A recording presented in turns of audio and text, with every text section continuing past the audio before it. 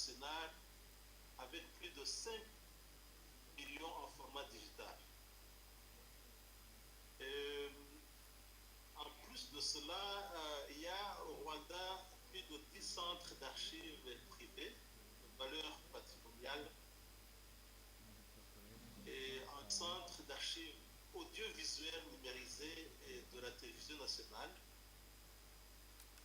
Et il y a aussi plus de 22 dépôts d'archives publiques à travers le pays. Et nous avons pu enregistrer ici au Rwanda plus de 20 centres d'archives religieuses historiques et 20 centres de documentation spécialisée. Je voudrais à présent attirer votre attention sur une archive unique que nous avons.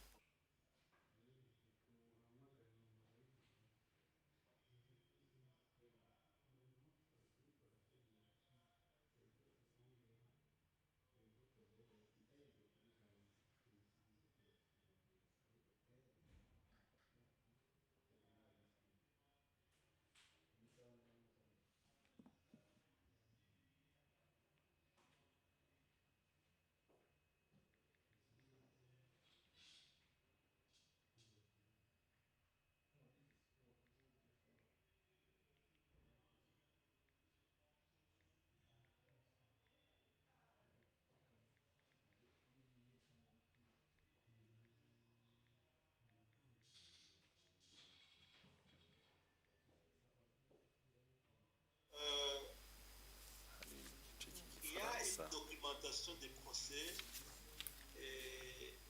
qui sont en train d'être mis ensemble. Et la Commission nationale de lutte contre le génocide, en partenariat avec un partenaire qui s'appelle Aegis Trust, travaille actuellement à numériser plus de 48 millions de pages interpretation irimo irakora kuko igeze kuvugiramo za et pour les préserver en format numérique et améliorer leur installation pour assurer la sécurité et l'indexation pour optimiser l'accessibilité. Ces archives de Gachacha sont aussi dans l'audiovisuel, puisque la Commission nationale de lutte contre le génocide a mis en place un système de numérisation pour les supports audiovisuels existants sous différents formats, les DVD, les MIDI, les VHS, et ils ont été convertis de l'analogue au numérique.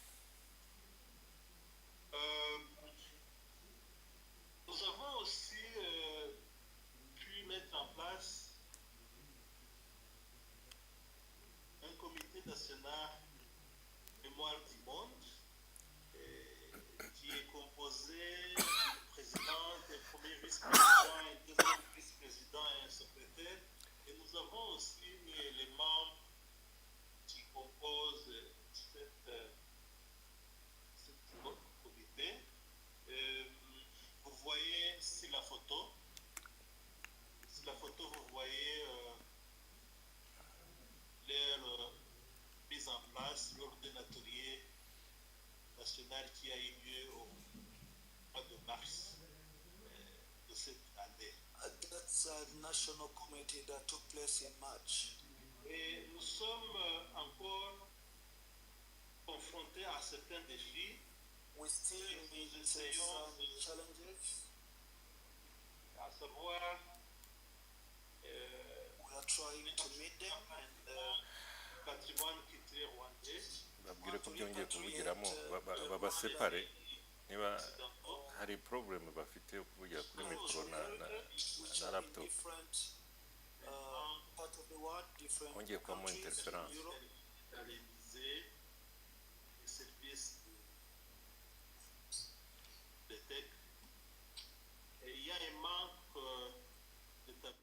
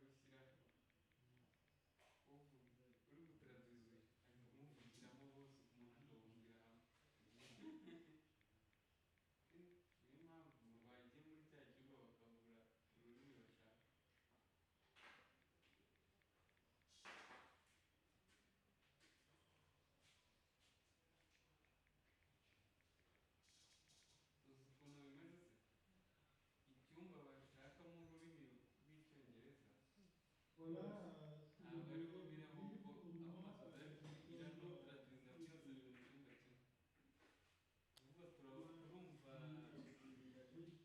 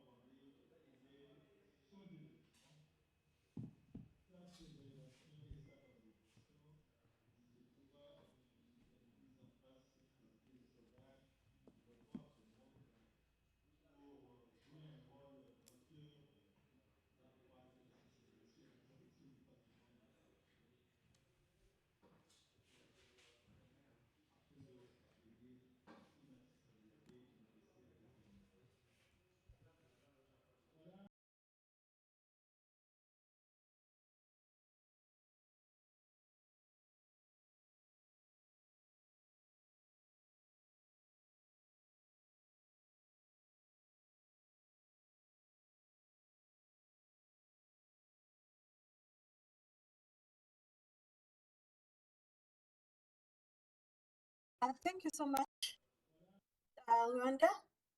Thank you for your presentation. We will be able to pick key lessons, key experiences, so that we can use it to form a common agenda for the Eastern African region. I want to find out if Dr. Mduma is on board.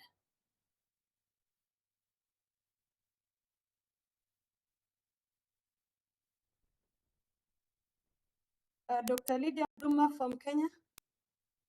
I am there. Oh, sorry, I was mute. Yes, I am there. Oh, thank you so much. Dr. Lydia will share with us knowledge from the Kenya Memory of the World National Committee. Welcome, Rwanda. Thank you for your presentation. We will be able to pick. Angela, are you going to assist me with the slides? Please. Okay. So, good morning, everybody. Thank you very much, Mr. Herbert. I'm afraid I didn't get your second name, and everybody else, all protocols observed. I am going to take you through what we have been doing in Kenya, because we in Kenya feel that we're in a position of responsibility, because in the sub-region, we are the first ones who formed a national committee. Could we please go to the second slide? The next slide, please, Angela. Okay, thank you. So we feel responsible because, yes, that one. We feel responsible because Uganda, Rwanda, and the Seychelles came after us. And I suppose if we were the first ones, we should have many things to share. I'm afraid to say we also have many mistakes to share, but they are all learning experiences. Next slide. I will not dwell on this slide because my Secretary General, Dr. Njoka, has already mentioned where we got our members from. And if you realize, I'm just telling you how we formed our national committee, what we have done so far, so that from there, the rest of us can see what pitfalls to avoid and what things will will work for the best. To which end, we have carried out a few activities which we'll look at after this. And then we also want to safeguard the documentary heritage and also a lot that is found in audiovisual material. We also hope to actually identify the documentary heritage. And of course, all this is in a bid to nominate items to the Memory of the World Register. But we realize that before we get to the the global register, we need perhaps to start with a national register. The next slide.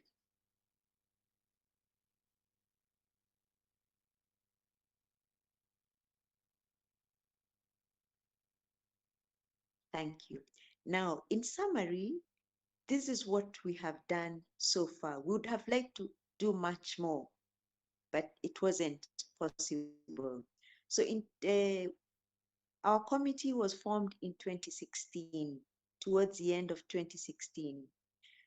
2017 was a very trying year for the country because we had elections, repeat elections. So we did not find it conducive to carry out other activities. But now come 2018, when we now come 2018, when started on training different members in the region, falling back on our 4 objectives to try and sensitize. And the first people we called together were the officers in the county governments, because for the last about 10 years now, we have been operating under a different political dispensation, and we have devolved power to the different regions, we call them counties. So we called people from the different counties. So we called people from the different counties to come to Nairobi, come together, and that way we carried out a sensitization workshop. Then the following year, 2019, we decided to meet the heritage officers, and we started with the coast region. This accounts for 6 different the heritage counties. Heritage for officers, for 6 different county officers. And we had an intensive workshop for 2 days, and we did a very intensive workshop for 2 days, a very useful training. And then the following year, it was a year, and we had an online training for the same officers and many more. And we were asking them to actually submit the items, the documentary heritage that they felt merited featuring on the national register. And they have been doing this. We're actually in the process of doing it. Kindly go to the next slide. The next slide, please, Angela.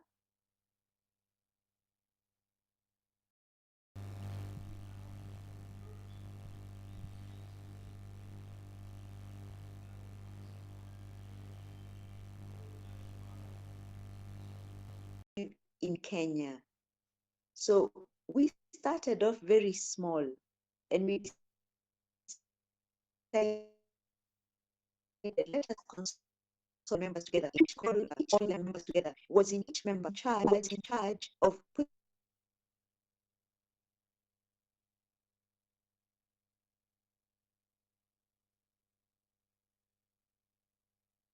putting together services or a faculty in the university. So we asked each member of the committee to go back to their institution and draw a list, put together the things that, so that we could know what we had as documentary heritage. Then the second activity is that the one I have already talked about. We called together the executive members of each county, the ones who are in charge of culture, arts, tourism, etc. So we called them together and we held a sensitization workshop. That was in April 2018. Then the following year, again, as I have said, we upscaled this activity and in a sense intensified it, because the members who, the CECs as we call them, the executive members, will usually be in charge of budget. These are the third of budget items. People were talking to are the ones who are working, the ones who are able to give them tips and tools of how to carry it out. And during this session, we realized that we need to take the trainings, to make them take them very seriously and carry it out, and to make a postgraduate very serious program for the heritage officials who are on the ground, but also for the new crop that's coming up. This is not an idea we have realized, but we have floated it, and the response has been very good. Most people would like to enroll in a program like that one. And we feel that this way, we could draw on the membership of the Memory of the World from the region and elsewhere to come in and train the people, so that it's not a Kenya only business. We can draw trainers from the region, from Africa, etc. Please go to the next slide. Okay, yeah, here we are. Apart from activities in Kenya, the Memory of the World also had activities outside the country. And this, I would summarize them mainly as representations in the interregional meetings. We were lucky enough to attend the Abuja meeting. They were lucky enough to summarize and maintain the Abuja meeting in 2018, and they were discussing directly as recommendations of the representations of the were discussing 15, recommendation 15, and since we had just formed our national committee, we were able to go through it step by step and see what we would implement immediately and what was going to be long term. And then in October of the same year, we were able to attend the first interregional conference in Panama City, Panama. And here, our contribution was the other groups wanted to know, how does a country begin a memory of the world? We were able to give our experience. And then in November 2019, again, we had representation in the second interregional conference, this time in Korea, in Gwangju, and representation, and there were conference discussing in Gwangju, and they were discussing preserving and providing access to documentary heritage in digital format. The Asian countries have gone very far. We need to catch up. Catching up. Actually, 1.0 to catch up, 1.2 to 2.0, we are still in analog. But we'll get there. Anyway, it was an honor to have representation there, and we brought back whatever we learned from there. Would you please go to the next slide? The next slide, please, Angela.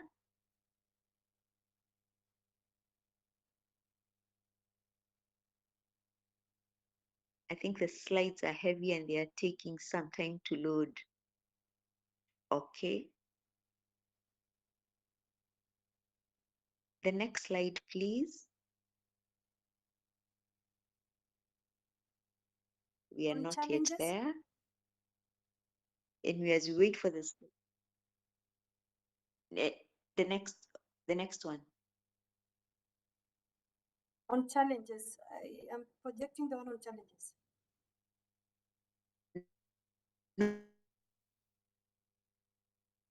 No, on representation, continued representation in interregional. Okay, all right. What you're showing on my screen is different. Oh, technology. Anyhow,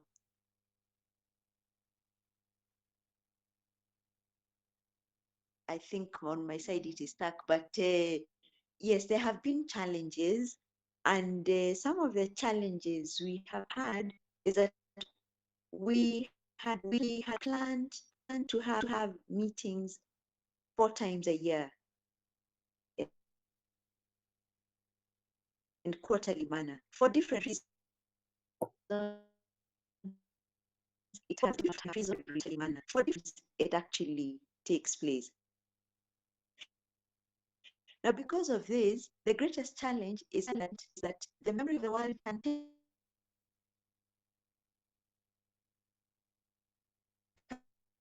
tend to be a one show or a one man if we don't have frequent meeting. One woman show retire. If we don't have it, there's another time there's a zero budget, but somehow we still had meetings and carried out activities. And we felt that here probably if we worked as a sub-region, it would be easier to meet some of these financial constraints because there's unity in being more than one, and also the ideas are more, and maybe for the regional office it makes a bit more sense to support our regional sub-regional dialogue, but anyway, we'll leave that to them. Then the other challenge is that to be represented in different meetings sometimes one can come up against the hurdle of visas. We've missed a meeting here or there because of visas and going to the different offices, and it takes a bit of time, etc. And of course, we were very sad, and we remember one of our secretariat members, Anthony Ngari, who had gone to represent us in a meeting. Unfortunately, the plane he was in is the one that crashed in Ethiopia. We still remember it was tough for everybody. I would put that as a challenge because you don't expect an untimely demise. The rest are manageable. And then from there, I'd like to conclude by saying that we are ready to take part in this conversation, whatever we are able to present. If there are questions, we are ready to answer them. And of course, we're also listening. We want to learn a lot from the rest of our collaborators, people in the other regions, the other countries. I'm sure you have plenty to teach us. Thank you very much for listening.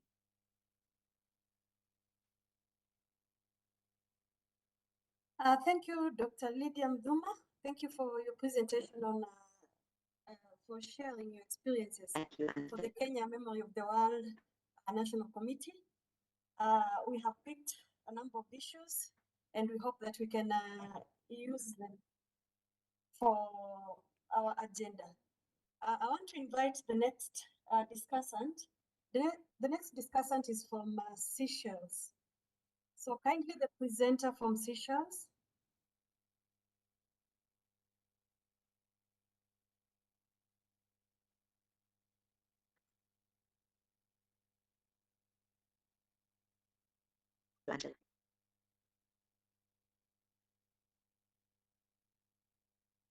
Ladies and gentlemen, if we do not have the presenter from Seychelles ready yet, allow me to invite the discussant from Uganda.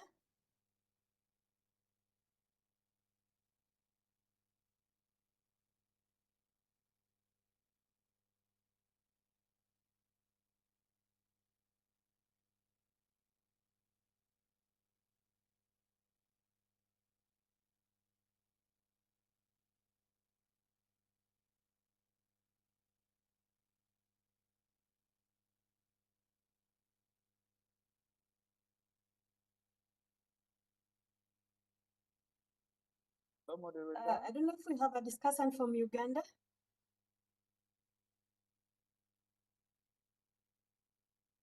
Good morning. Good morning. Yes. Allow me to talk from here. The slide is not ready, but I think I can talk I will share the slide later on. Is that okay? Yes, that's okay. Okay. I am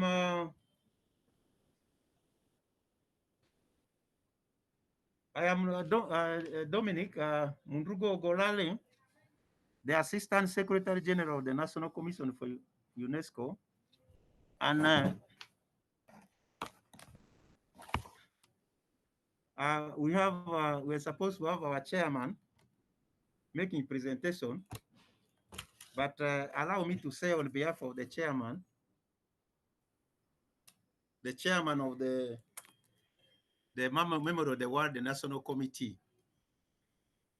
We are very glad for this opportunity to be here with you and also to share this presentation.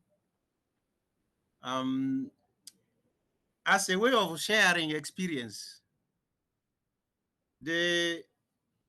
Uganda has had a member of the World Committee for more than 2 decades. However, the committee worked for some years and eventually became inactive. And somehow, a few individuals remained active, but it was virtually less active. About 10 years ago, it was reactivated, but still the level of activity was a bit low. Until 2018, when the current membership was reconstituted. Now we have got a full membership and is well reconstituted. We have members drawn, as I will show you from various examples. Now, the reconstitution was a result of the inspiration from a meeting in West Africa, the 2018, which has been alluded to. And as a result of this, we are able to do a formal inaugural meeting in December 2018. And this is a point where on behalf of the National Commission here, we have to thank the UNESCO office. We got some support from the regional office.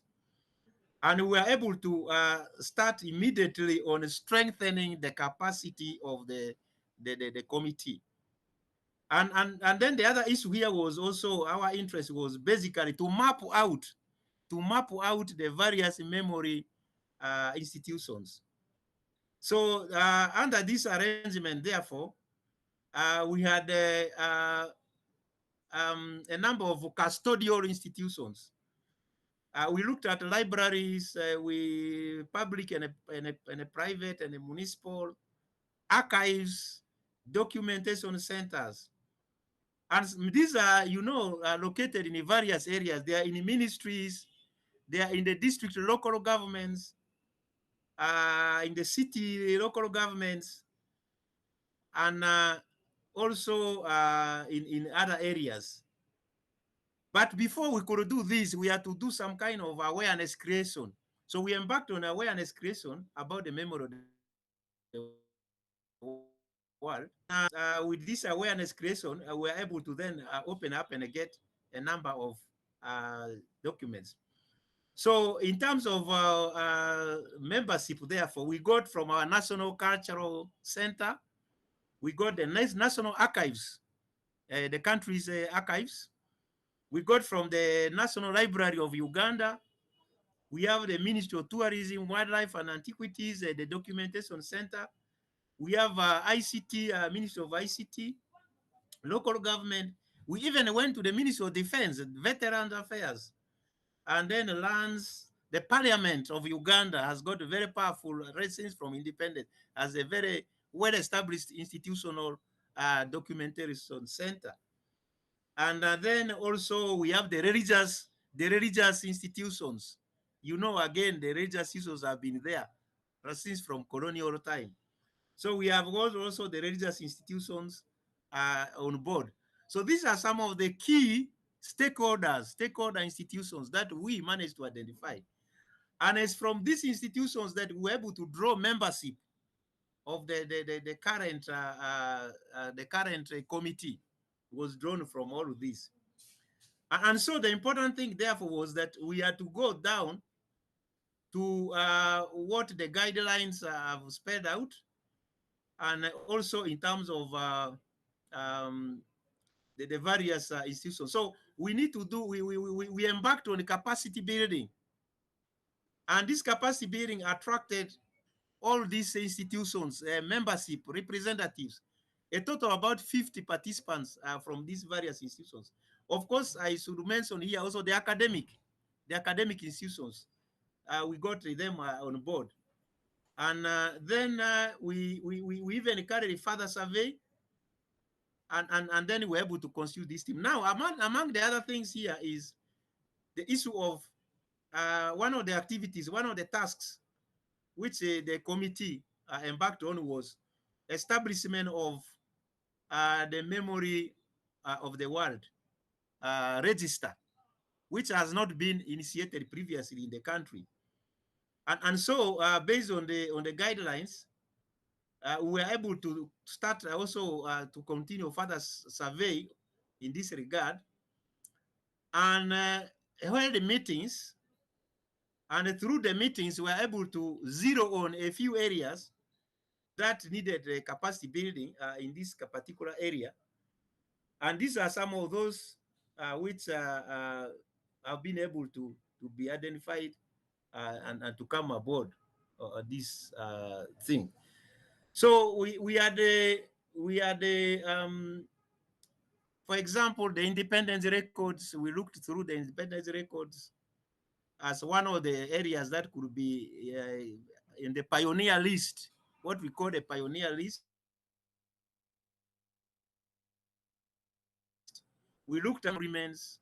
We looked at some personal, private agreements, and all of these of the native customs, the native chiefs, and all of that.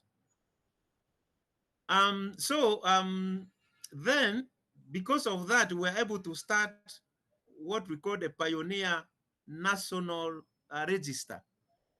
We have about 5 items in that area. And one of the things we have embarked on is to continue supporting the district local governments and the other memory institutions on documentation. One of the things we discovered was that there has been a problem. It's one of the challenges. Documentation at the local governments has been very poor.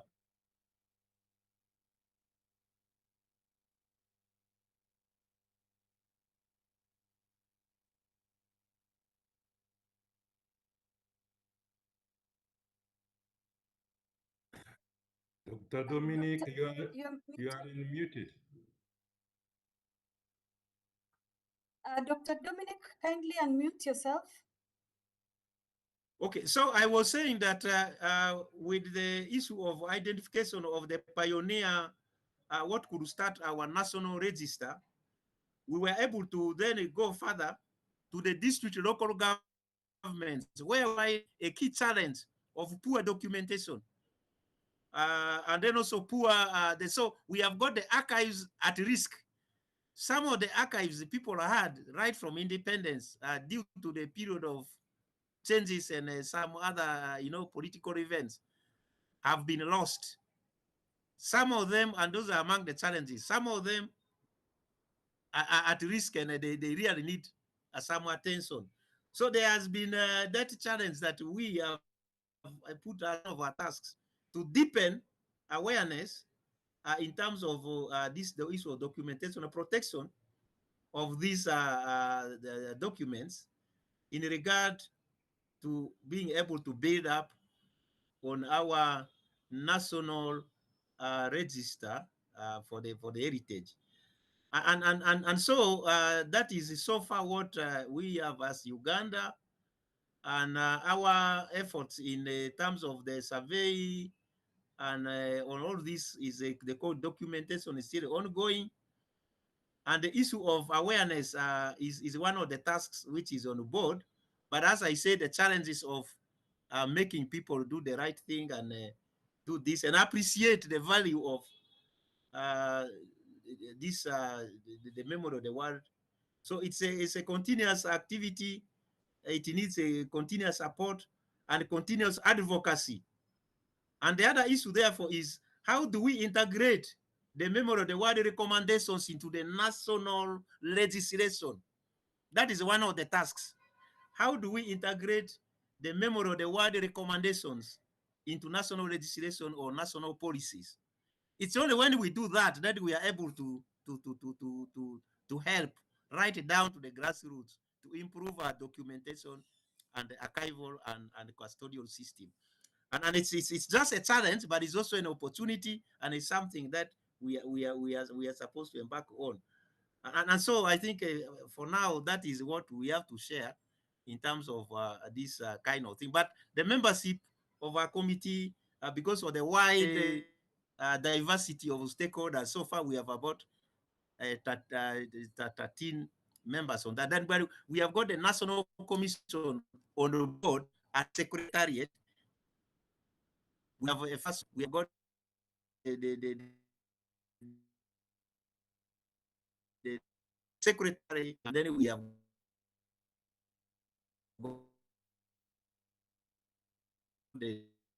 so that is how we have gone about.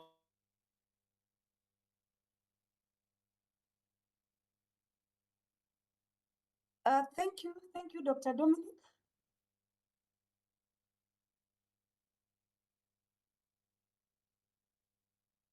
Thank you, Dr. Dominic from Uganda National Commission. Thank you for your presentation. Again, we've picked a number of information that you have shared. I want to still call upon the Seychelles representative from the Seychelles Memory of the World Commission Committee, if they are around.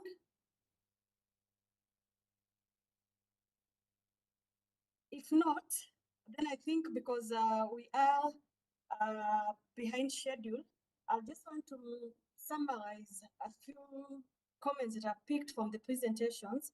Thank you so much to all the presenters. Thank you for sharing knowledge about your about the Memory of the World National Committees. Some of the things that seem to be coming up already are, number one, the need for synergy amongst the Eastern Africa countries. We have also picked the fact that major achievements have been made, and of course we're making great steps towards adopting the UNESCO recommendation of the preservation of documentary heritage. Then we also have picked that member states have received quite a lot of support from UNESCO and UNESCO Regional Office. Members have also expressed the need for capacity building and the need for awareness and the need for legislation on preserving, accessing, and digitizing documentary heritage. So, ladies and gentlemen, I wish to end this session there. I appreciate your participation in the session, and I wish to hand this over back to the moderator. Thank you.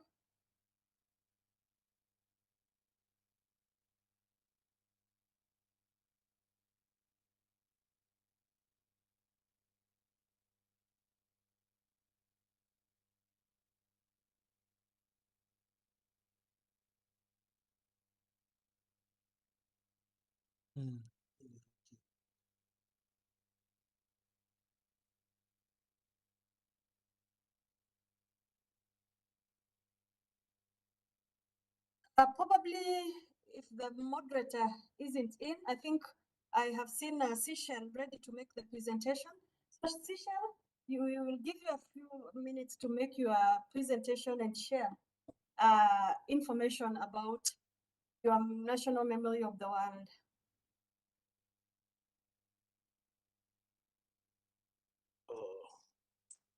Qualité du son n'est pas bonne.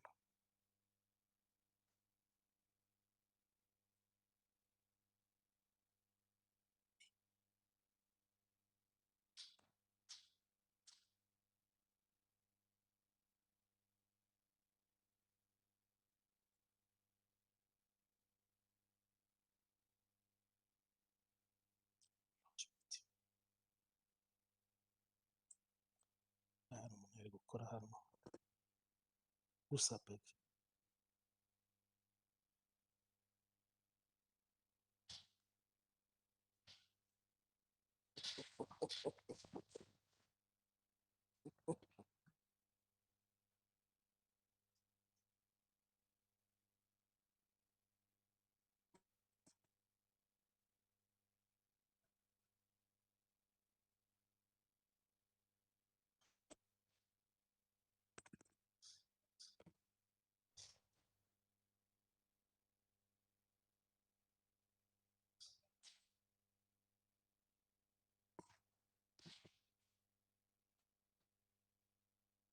Rudi kuvuga.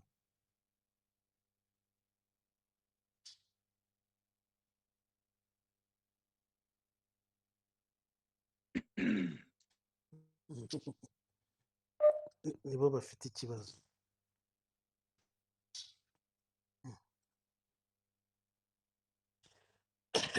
Ibintu bitera stress.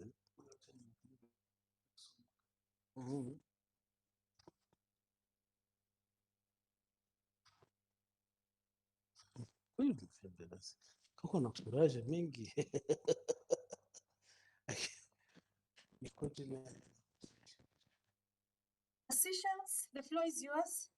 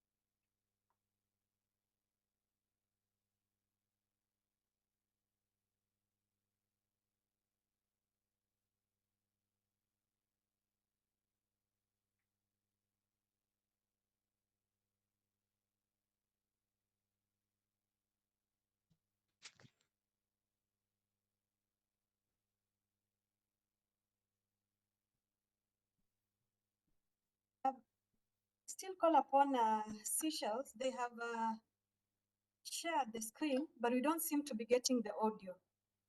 So Vicky, Les gens de Seychelles ont partagé leur projection, mais on ne les entend pas.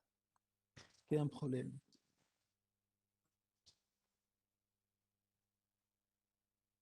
Thank you, Ambassador. A representative from Seychelles can go ahead.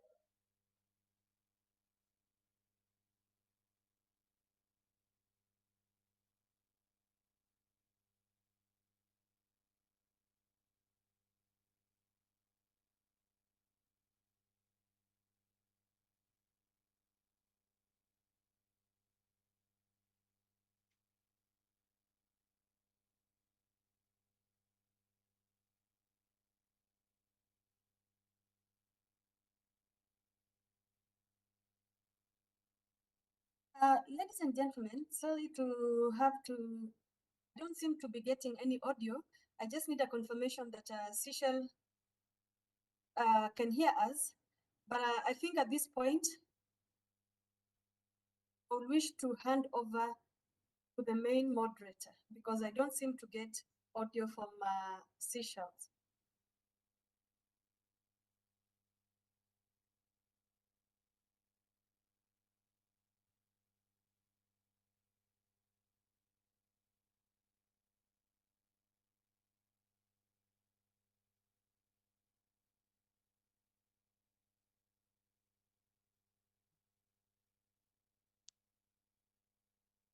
Thank you so much. Hello. I was asking the representative from Seychelles to share with us their experience with this month. Then after that, we may have a short break, come back for following sessions.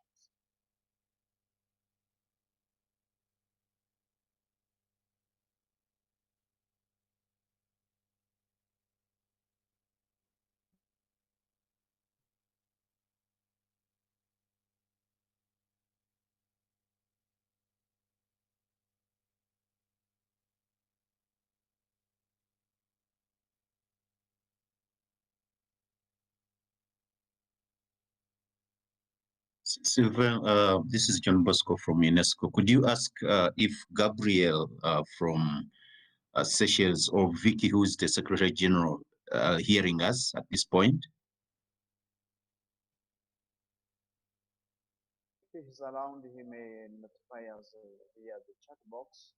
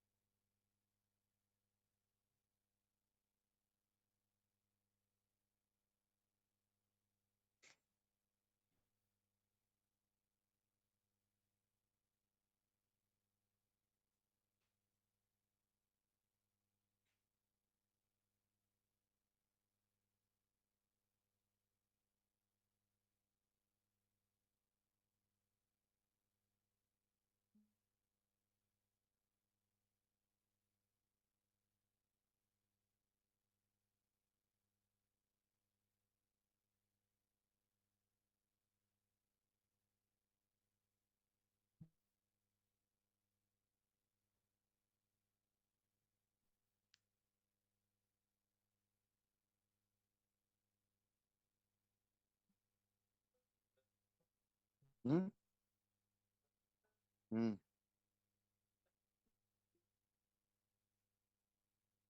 In the framework of harmonizing this technical issue, so allow us to take the break, 5 minutes, then we come back to our meeting.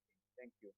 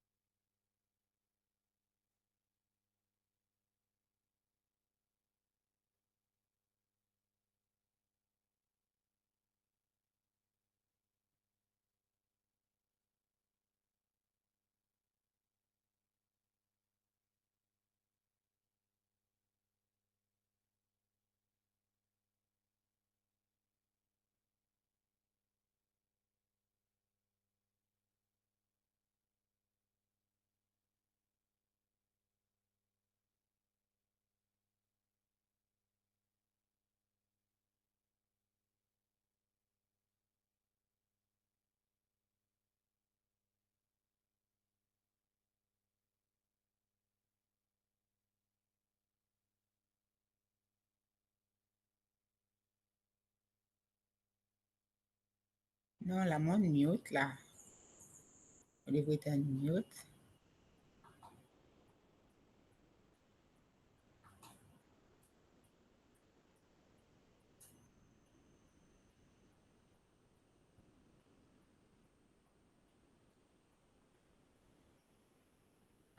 Mr. Moderator, I propose that we proceed to the next item on the program.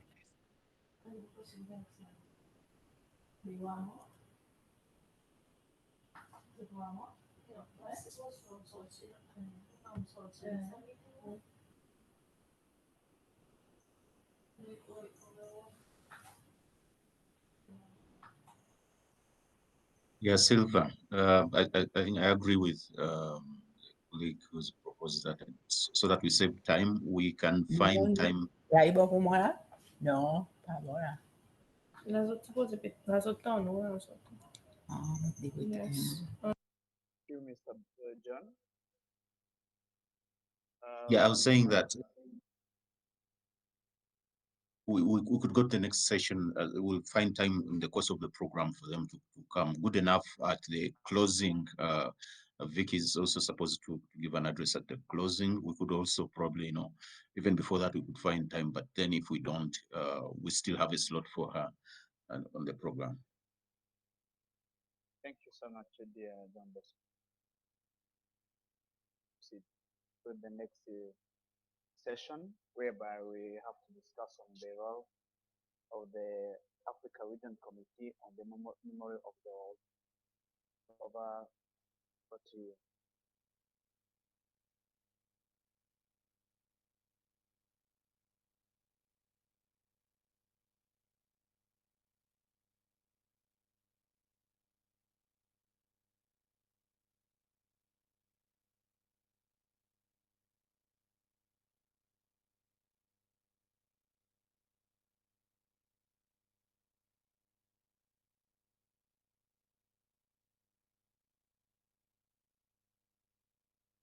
John Bosco? Yes, please. Over to you and moderate this session.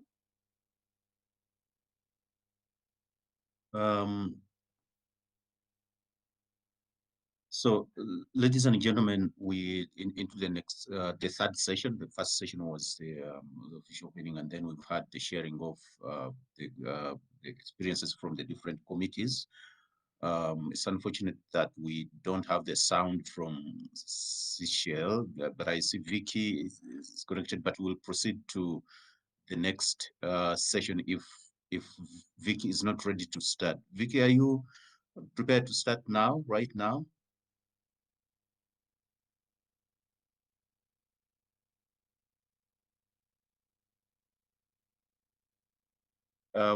We still don't have sound. I can see you speaking, but we still don't have any sound.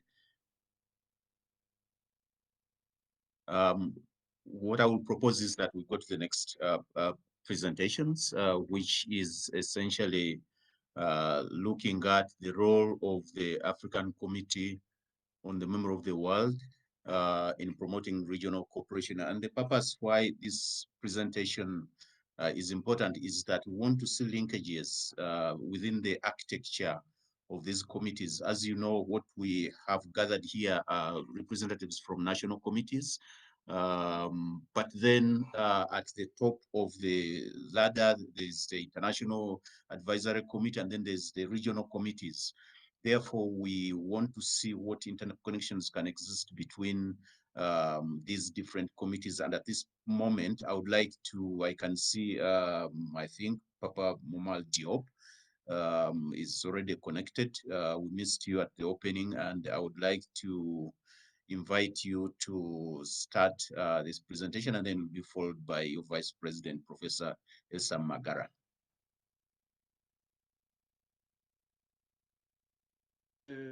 Merci beaucoup.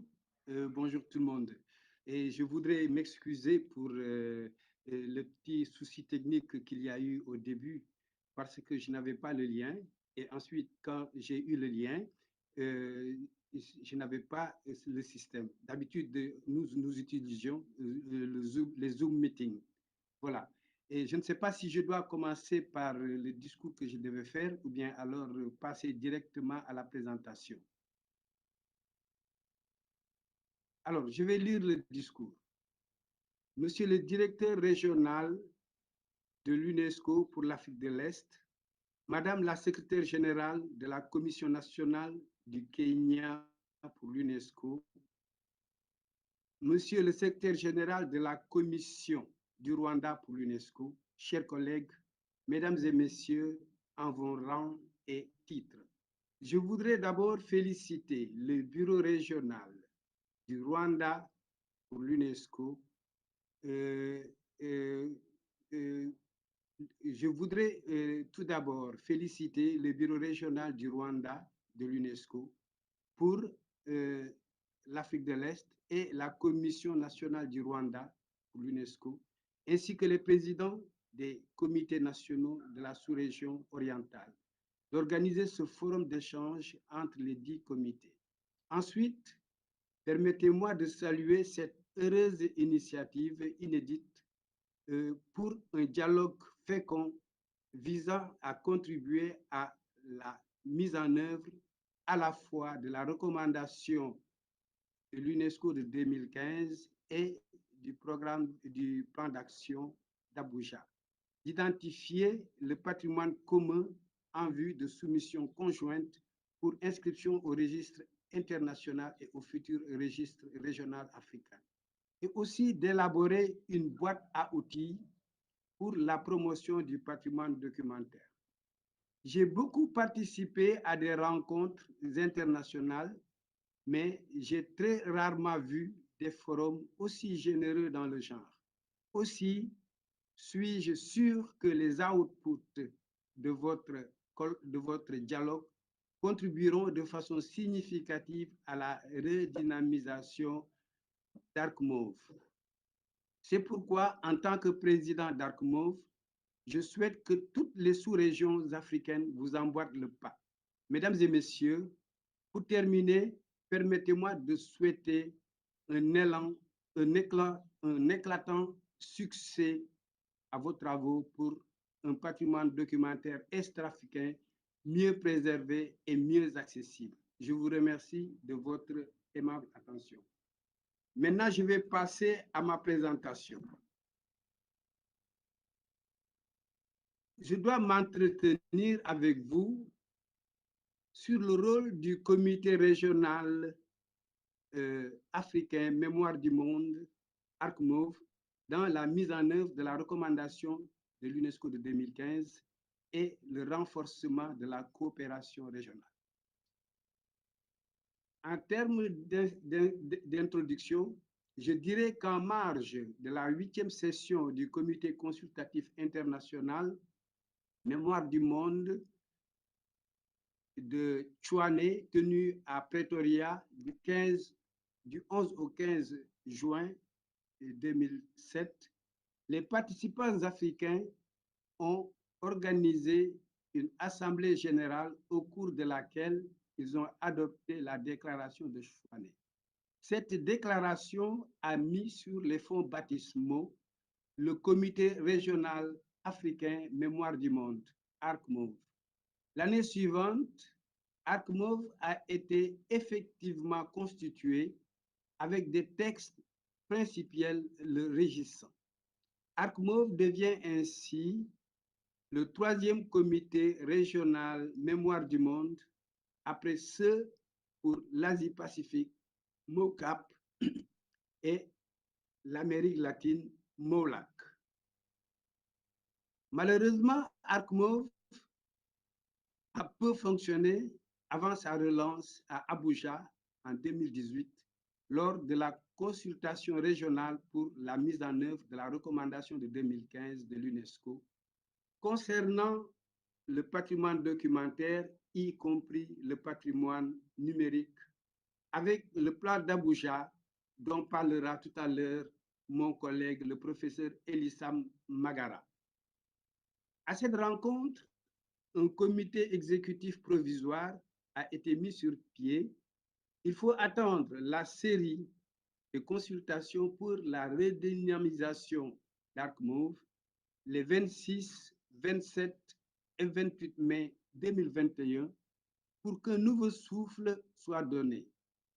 Ces consultations ont abouti à la révision des textes de base d'Arc-Mauve et à l'élection d'un comité exécutif pour 4 ans. Le comité exécutif, composé de 9 membres et de 2 conseillers, comprend des collègues des 4 sous-régions de l'Afrique subsaharienne avec des sièges tournants.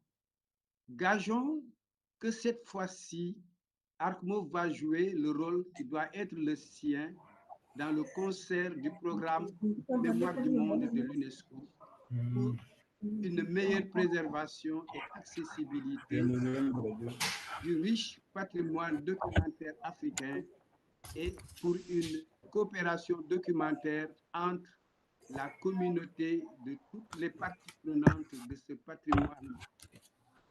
Après ce bref rappel historique, je dois, avec mon collègue, le professeur Elissa Magara, vous entretenir sur le rôle d'ARCMO dans la mise en œuvre de la recommandation de 2015 et le renforcement de la coopération régionale et internationale. ARCMO est la mise en œuvre de la recommandation de 2015. La recommandation de 2015 est le document normatif de l'UNESCO pour le patrimoine documentaire. Elle n'est pas contraignante comme pourrait l'être une convention, mais elle a une force primordiale tenant sa légitimité de la conférence générale regroupant les 194 membres de l'organisation qui l'a adoptée. Kindly, if you are not speaking, please mute your microphone, please, so that we can hear from the speaker.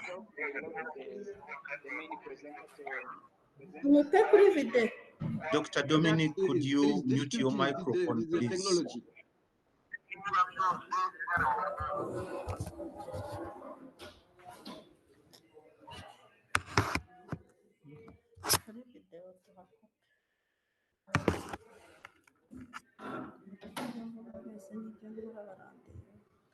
Please, if you're not speaking, could you please kindly mute your microphone so that we can have coordinated discussions?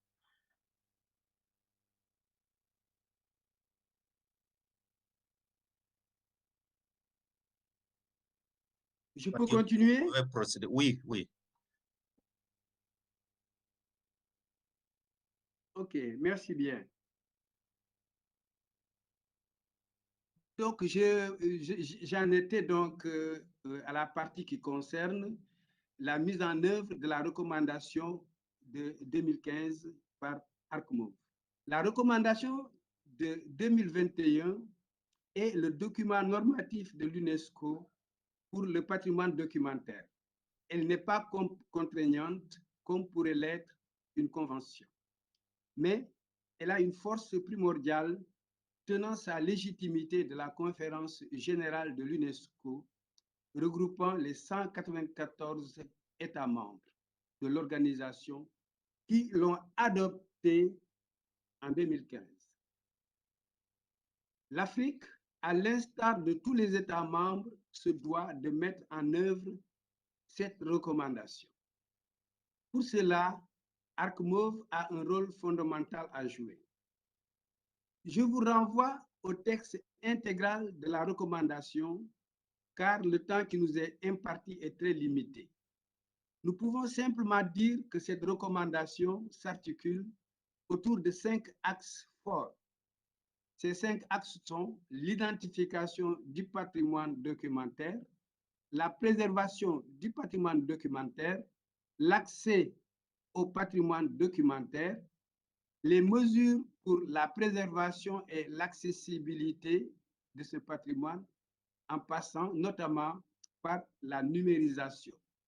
Et enfin, la coopération internationale en matière de patrimoine documentaire.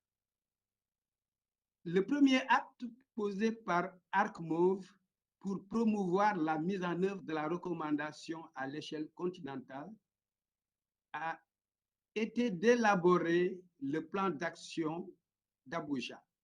Je ne vais pas entrer dans le détail de ce plan d'action, car le professeur Elissa Magara va y revenir plus longuement. Au plan national, la réalisation de ce plan d'action d'Abuja incombe aux comités nationaux Mémoire du Monde qui doivent se battre pour contribuer à la prise de conscience des autorités de leurs pays respectifs sur l'importance capitale du patrimoine documentaire et, conséquemment, des institutions et des hommes qui en ont la charge. Ensuite, ARCMOV a inscrit dans ses objectifs et missions des actions tendant à la mise en œuvre de la recommandation de 2015. En effet, les statuts d'Arc-Mauve, en ses articles 2 et 3, stipulent que le comité régional a, entre autres, pour objectif et rôle de promouvoir, faciliter et assurer le suivi du programme Mémoire du monde dans la région africaine.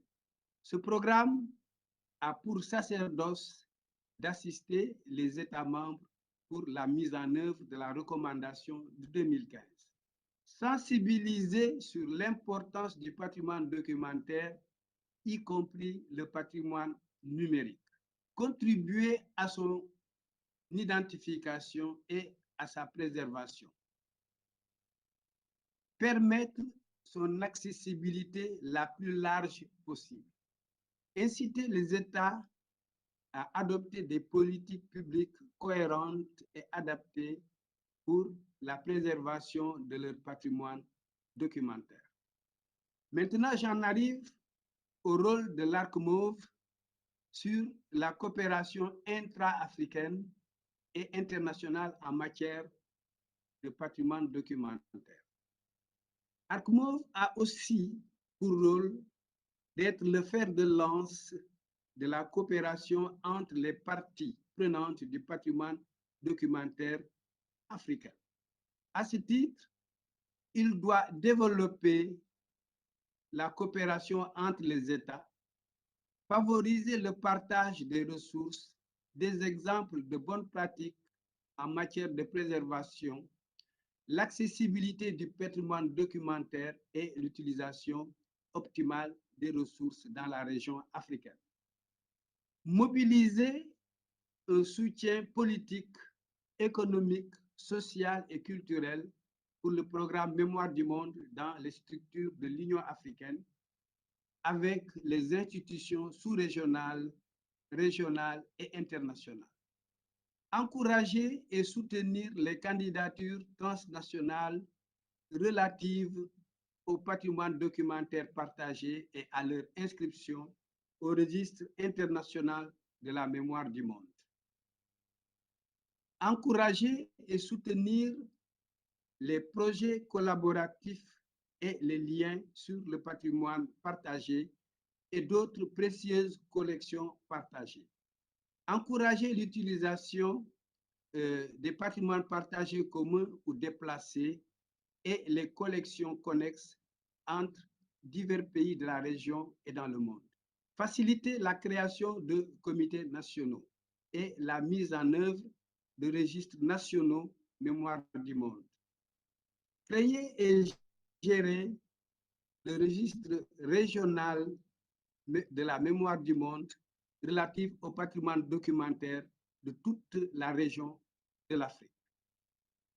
Identifier les critères de sélection en tenant compte des textes régissant le programme Mémoire du monde en toute autre question déterminée par le programme Mémoire du monde.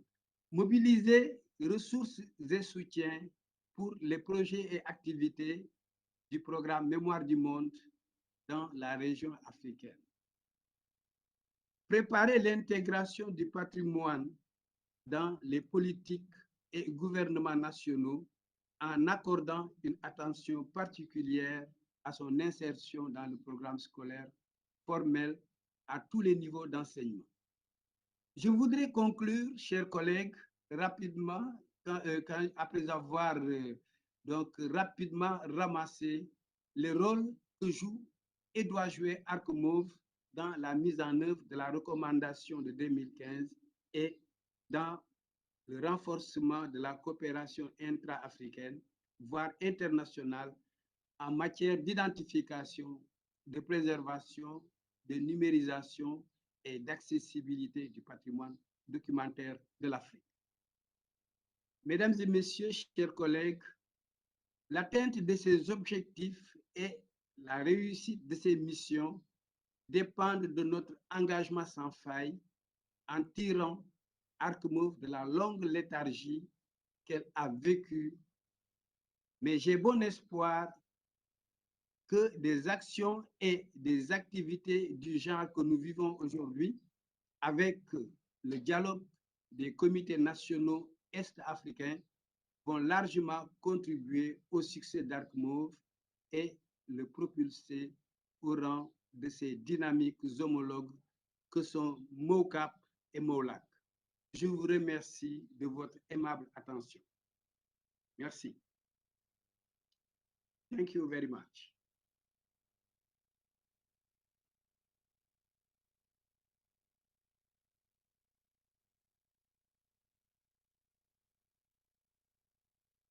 Oh, merci beaucoup, Monsieur Diop, for votre présentation. As you note on the program, we have two presentations, both from the African Committee for the Memory of the World. And the next presentation is going to be by Professor Elsa Magara, who is also sits on the committee as the Vice President in charge of training and registers on that committee. Professor Magara, you're welcome. Thank you very much, the moderator. My name is Elsa Magara, a professor. I'm the Vice President, Training and Registers, so African Committee on the Memory of the World. Essentially, I work with the Makerere University, the East African School of Library and Information Science, College of Computing and Information Science. As I have, there's somebody disturbing. As I received the program, I was very happy by first of all, I got a forward from my Secretary General. And at that time, I was planning to meet her on the assignment I already have with the committee, because currently we are in the process of developing the action plan. All the responsibility officers have been given responsibility. As I was on my desk planning to have Omdwai consult to give me some ideas. None of us wants to be. And please, Professor Magala, just a moment. Please, if you are not speaking, we are only listening to Professor Magala. Please mute your microphone so that we can have an orderly meeting. Please, everybody check that your microphone is muted so that we can have an orderly meeting. You can proceed, Professor Magala. Yeah, thank you very much. So as I was saying that this is an opportunity for us at the African Committee on the Memory of the World, because we are now writing the action plan. We have been in office for about 1 month or so, and our task that we have given ourselves is to write the action plan. And we are happy with the East African committees, member of the committees that have come together to write, to have this forum. I will just switch on the presentation. What I was supposed to give first, what is on the program first, I will mention it later. Purposes of flow, although I didn't get the interpretation of Papa, but I know what he has been talking about. But from what he said about the role of ACMO on the preservation of memory of the world, I will just give a background on how we came out with the recommendations and what products that came out from the meeting. And then from there, I will go to the proposed action plans that are concerned with the UNESCO and the African Committee on the Memory of the World. I talked to one of the moderators and he agreed with that. In my first presentation, I'll just give a general background on how what we talked about in Abuja, consultative meeting on the implementation of UNESCO recommendation on documentary heritage that was held on 25th to 27th June 2018 on the theme documentary heritage for sustainable development in Africa at Lokabi Hotel in Abuja, Nigeria.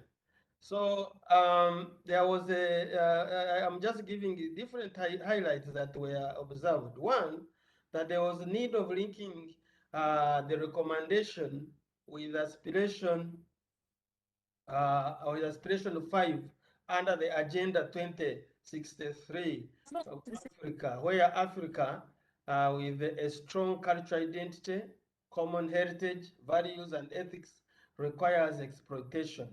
And the implementation of Charter for African Cultural Resistance, Renaissance to promote pride and African cultural regeneration was emphasized. So whatever we do, we need to address that. Therefore, member countries were called upon to implement policies, including the protection of the creators' rights to support the growth of creative industries. There were 3 recommendations. The recommendations were based on 5 areas. One, identification of documentary heritage, preservation of documentary heritage, access to documentary heritage, policy measures for preservation of and access to documentary heritage, and national and international collaboration. There are other highlights that were of importance that we need to note, that conceptualizing documentary heritage in Africa is a sustainable development was a major concern in that workshop, and emphasis was placed on the need of appropriating the 2015 UNESCO recommendation in the 2030 agenda, as I've already said. There are a number of challenges that were identified in the documentary heritage in Africa, which I will show later. But the major issue that was identified was lack of comprehensive registers and absence of comprehensive registers of documentary heritage. There were absence of constituted member of the world committees, which was observed. Was an limited collaboration between memory institutions. There was absence of comprehensive lists to facilitate access, and there was lack of comprehensive, yes, that I've already said, and there was inadequate legal and policy framework, among other, in addition to the inadequate funding, inadequate storage facilities, and the lack of political will, and inadequate education and training among the, including the awareness. So those are the major observations, challenges that were observed. There were also major recommendations, as I'm going to put in the action plan, which I'm going to project. But the major, they are based, as I said, on identification, on preservation, on access of documentary heritage, policy, and national and international cooperation. And then also, that is one output about the action plan that came out from the meeting. The other output was a revitalization of African Regional Committee of the Memory of the World. This one, they discussed the historical background and how it has started. I think Papa hinted on it. And at the end, members were added on the committee to revitalize, to help in the revitalization of the committee. And the committee, as Papa has said, has already been revitalized. A meeting was held and the election was held, and a new executive is in place. The other output of the meeting in Abuja was the caucus discussions of various groups of, according to the UNESCO groupings. For us, I will report on, as we are going to discuss later, I will report on the sub-region of East African, and we discuss different recommendations which are going to feed in what we are going to observe. We are going to discuss later in the day. So those were the three major outputs that I would say that came about the ACMON, the member of the African Committee on Member of the World, and the caucus grouping and the action plans, and then the action plan for the implementation of the UNESCO recommendation. And then I'm going to proceed to see one of the report that was done, which took much of the time in coming out with the action plan. I think I should be able to share the screen. I don't know whether, yes. So I told JB to saturate this document. This document was compiled in 3 days. So you might 2-3 days. So you might not you might find some errors and whichever. So you'll not mind much. But the document is arranged. The heading is Regional Action Plan for Implementation of the 2015 UNESCO Recommendation on Documentary Heritage in Africa.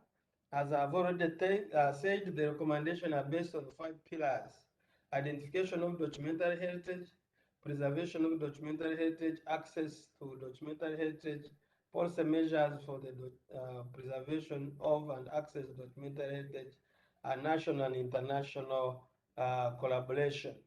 This document asked, we answered the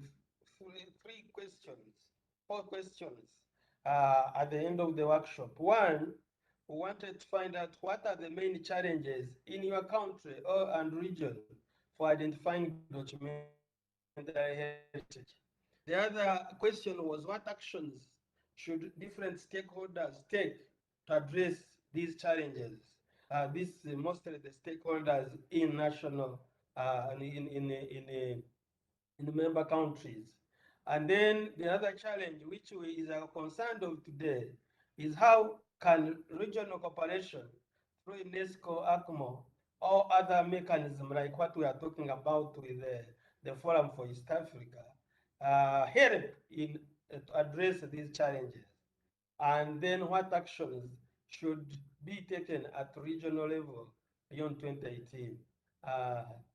Those are the challenges that were the questions that were answered, and the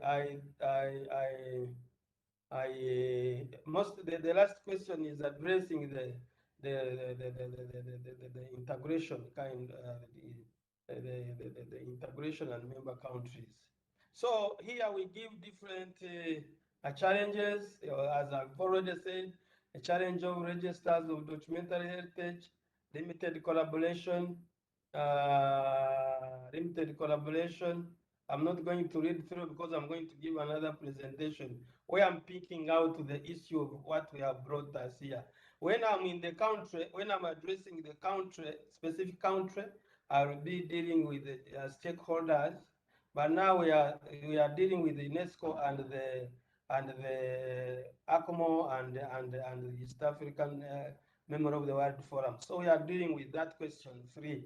So I hope that members will be able to read through this document. I'm not going to present because it is not an easy thing to comprehend, but I've just sorted out things that I should be able to present in the next session.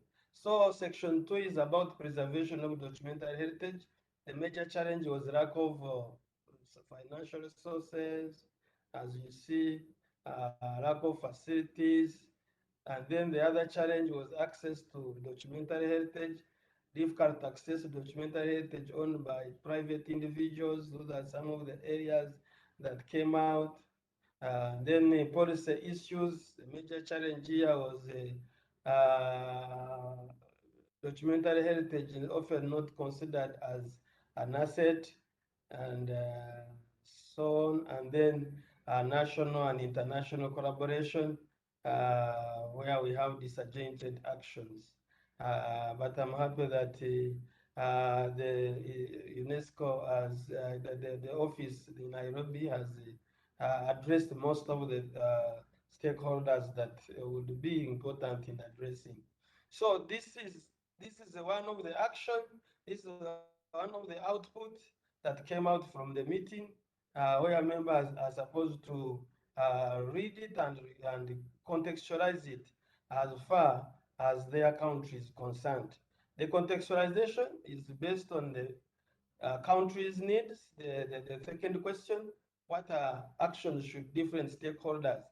I'm happy that in Uganda we have been able, because of being here, invited to present to different people, as Dominic has said.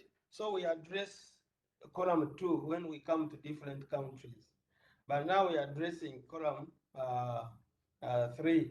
But when now we start at the forum, at the East African Forum, now we need to address the governments. We need to reach out the governments, because these things, whether we talk about them or not, and without integrating the government arm, the people that take a decision, initiate policies, things will not go, will not move forward. So that is what I can say in the first phase of my presentation. Thank you very much, moderator. I want to recognize the people, if there are questions, members, our president, and Lydia Musuma. I think she didn't want to introduce herself. She's also a committee member of ACMO, and she's responsible, I think, in one of the areas. We attached her to, I think, finance and marketing. I think, I don't remember, but she's one of the committee members. So we are happy that we have 2 people from this region, and whatever we talk about, we'll be able to implement it at the African level, and whatever we are planning, definitely East Africa will be at the heart of the thinking. I submit. Thank you very much. Thank you very much, Professor Magala, for giving us that expose, the action plan from Abuja.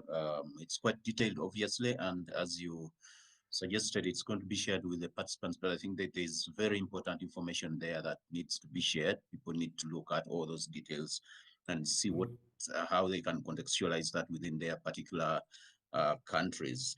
Also to thank again Mr. Papa Diop, who previously spoke about the African Committee, the challenges that the African Committee is going through, and the willingness actually to touch base with the different committees so that we can help in making it operational. He talked about the fact that the committee has not been as active as it is expected to be, and hoped that with initiatives like this meeting, you're giving life, a lease of life to the committee. And I hope we're going to use this opportunity to interact with these officials. So ladies and gentlemen, since this is the first time that, at least from the region, that the national committees from the 4 countries and then other national commissions from the region are interacting with the committee, and we're happy to have 3 officials here with us, Papa Diop, Professor Magala, and Lydia as well. So let's use a few minutes to see if there are any questions that you would want to ask them, particularly in relationship to how national committees can work with the African Committee in pursuant of the 2015 recommendations. Are there any questions?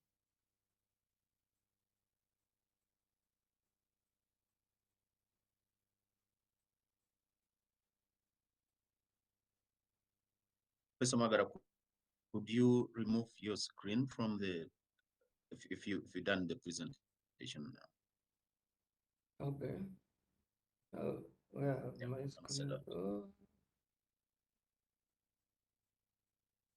Has it gone? Is it still on? Yeah, it's blank, but it's still on. Is on? But Yeah, I see. My video That has unless okay.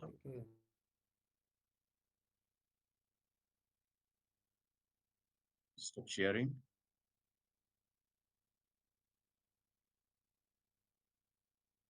Okay, so are there any questions? Any?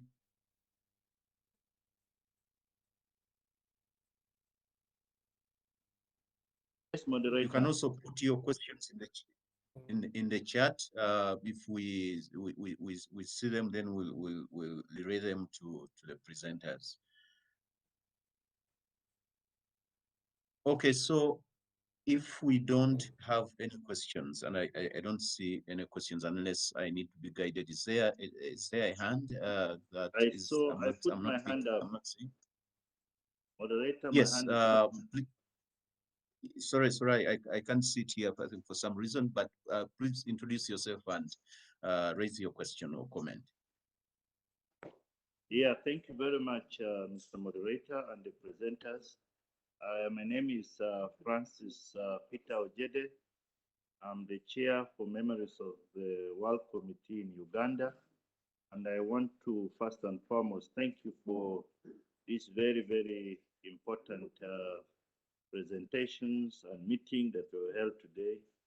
We have been looking forward to this, and I'm happy that it has taken place. Now, I looked at the Abuja action plan that has been prepared and sent to us. I want to thank the team for having worked day and night to make this action plan workable. What I want to know is basically in terms of linkages, because I believe that the national commissions and the Africa and East Africa commissions need to have linkages so that when we have an action plan, we should have an action plan that links into each other. And I don't know the mechanism that we are putting in place to have these linkages working seamlessly. I know that we link up with Nairobi and then Nairobi links to Africa, but I'm now looking at contextualizing it in terms of the Africans. A number of issues that you have raised, the challenges that are being raised in the action plan seem to be cutting across, and we seem to be seeing it. The major one which you have alluded to has been the COVID-19, and that has really put everything to a halt. But now that we know that COVID-19 is an issue we're dealing with, I appreciate this methodology of the online and programs and so forth. Now, how do we intend to be able to preserve, how do we intend to be able to collect and profile some of the memories of the world that we have in our other countries, in view of the fact that sometimes you're not able to be mobile to move to some areas? These are some of the issues that I see in Uganda and I thought I would raise. And then how do we, at the international level, how do we intend to be able to present these issues so that we can be able to firmly put our grip onto them? I think these are things that I wanted to raise, and I want, but more so, I want to thank you for the initiative. Those are my concerns. Thank you. Thank you so much, Francis, Okay. for those concerns. I don't see any other hand. Probably in the course of the presentations, Professor Magara is going to come back again. The next session, in the course of the presentations, we'll have interactions. So if not, then Professor or Papa Diop, any one of you could respond to those concerns raised. Okay, just maybe to mention, as you have already said, that from my next presentation, it will be clear what is the level of participation of the ACMO and other stakeholders. Because ACMO is not the actual implementer. The implementers of whatever we are talking about are the national committees on memory of the world. So for us, we are there just to monitor and see if there is a need for connection, we do it. If there is a need for guidance, we do it. But the most important thing is that, as I'm going to share, is that whereas there is international register, for example, we want, as one of the main immediate action is to create African register of memory of the world that will be a link to guide other different countries. Thank you very much. Thanks so much, Professor Magara, for that response. At this point, basically coming to the end of this session, but before we conclude, I had promised Vicky from Seychelles that if they are ready, they would be, she would make her presentation at this point before we go to the next session. Vicky and the Seychelles team, are you ready now? Please, the host, make sure that they are not muted, because they said they think that the host is muting them. Please help us to ensure that the sound is visible. Sorry, audible, not visible.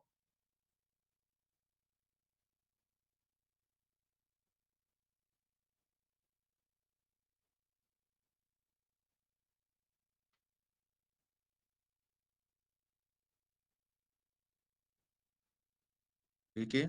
Okay.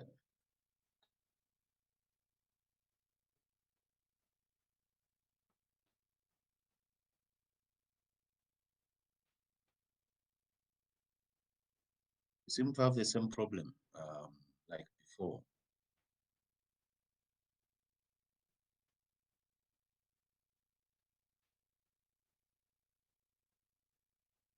She's muted.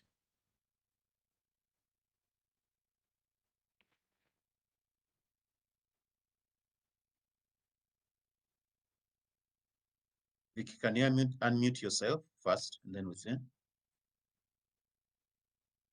can even check the volume.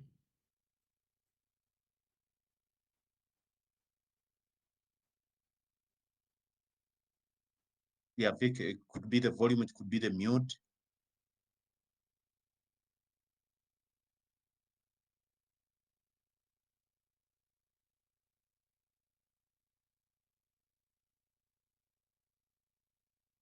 Okay, I think, well,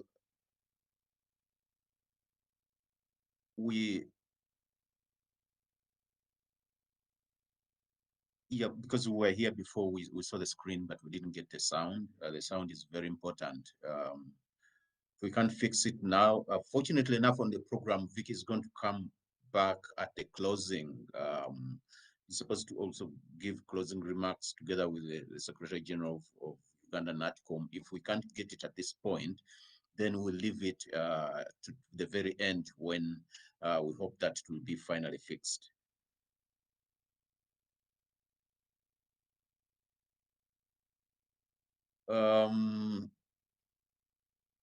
Vicky, if we can't hear you, I would like to propose that we proceed to the next session.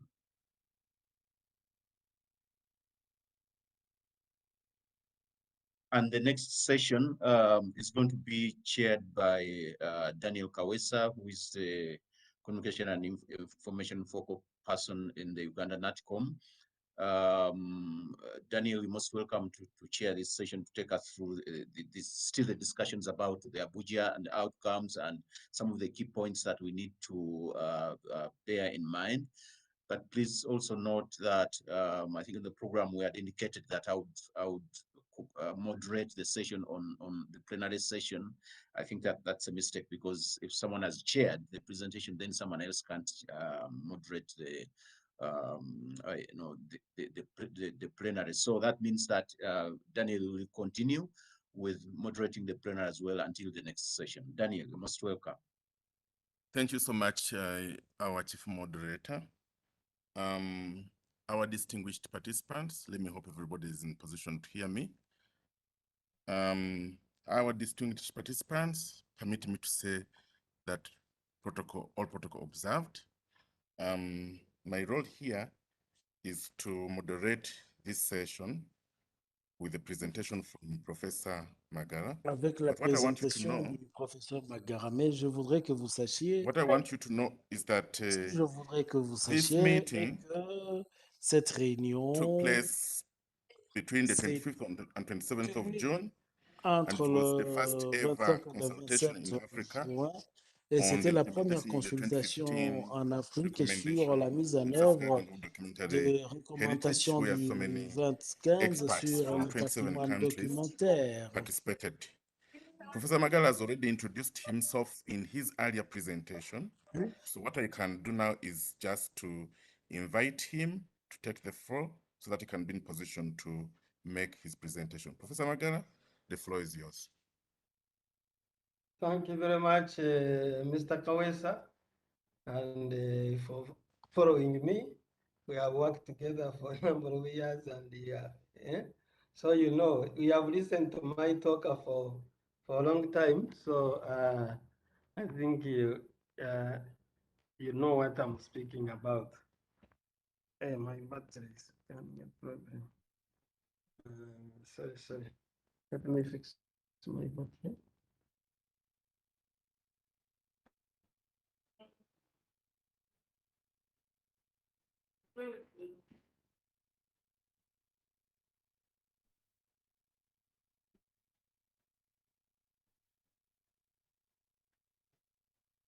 Okay, my battery was warning me. Thank you very much. Why is it warning me?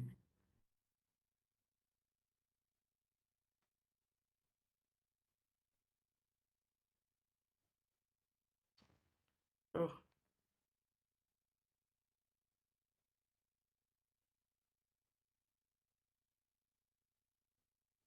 Okay, so I'm presenting about the role of African Committee on the Memory of the World in the implementation of the recommendation, UNESCO recommendation, and enhancing regional cooperation. I've already introduced myself. The introduction, many of them have talked about it, but the African Regional Committee on the Memory of the World program, we take Africa to mean all African countries outside the states of the continent belonging to the Arabic group. So member countries, I think as per the UNESCO definition. This presentation is based on the 2015 UNESCO recommendation concerning the preservation and accessibility of the documentary heritage, including digital heritage, and also on the general directives on the memory of the World Register Companion. This is also about what I've already talked about 2015 Memory of the World recommendation, and the 5 areas that we are concerned. I have already mentioned that the questions to be addressed for the implementation of the 2015 Memory of the World. What are the main challenges? What action should different stakeholders take?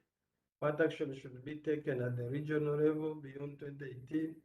And I'm ending with the one, how can regional cooperation through UNESCO, ACMO or other mechanism help to address? That is my concern today. So this is what we want to just enumerate some of the things, how the ACMO and other mechanism can address. I have arranged them according to the areas of concern, the UNESCO areas of concern. One is identification of documentary heritage. The challenges that were identified was absence of comprehensive register. We have already seen that. Limited collaboration, documentary heritage, located outside the countries, lack of comprehensive list, inadequate legal and policy framework, funding, limited information literacy skills, lack of political will, inadequate storage facilities. All these limit identification. of documentary heritage.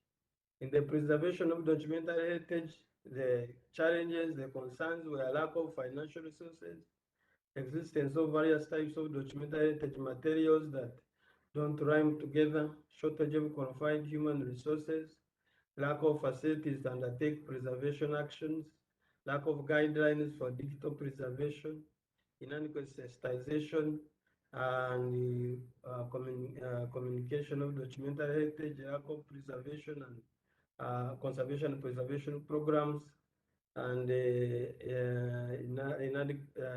think.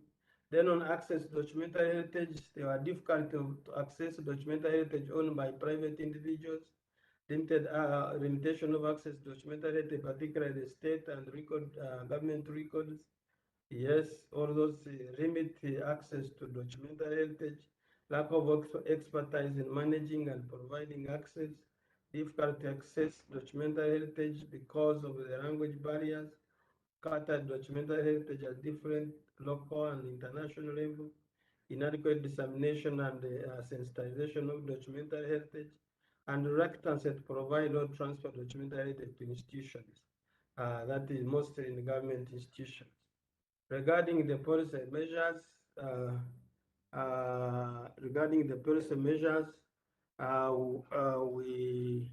we have the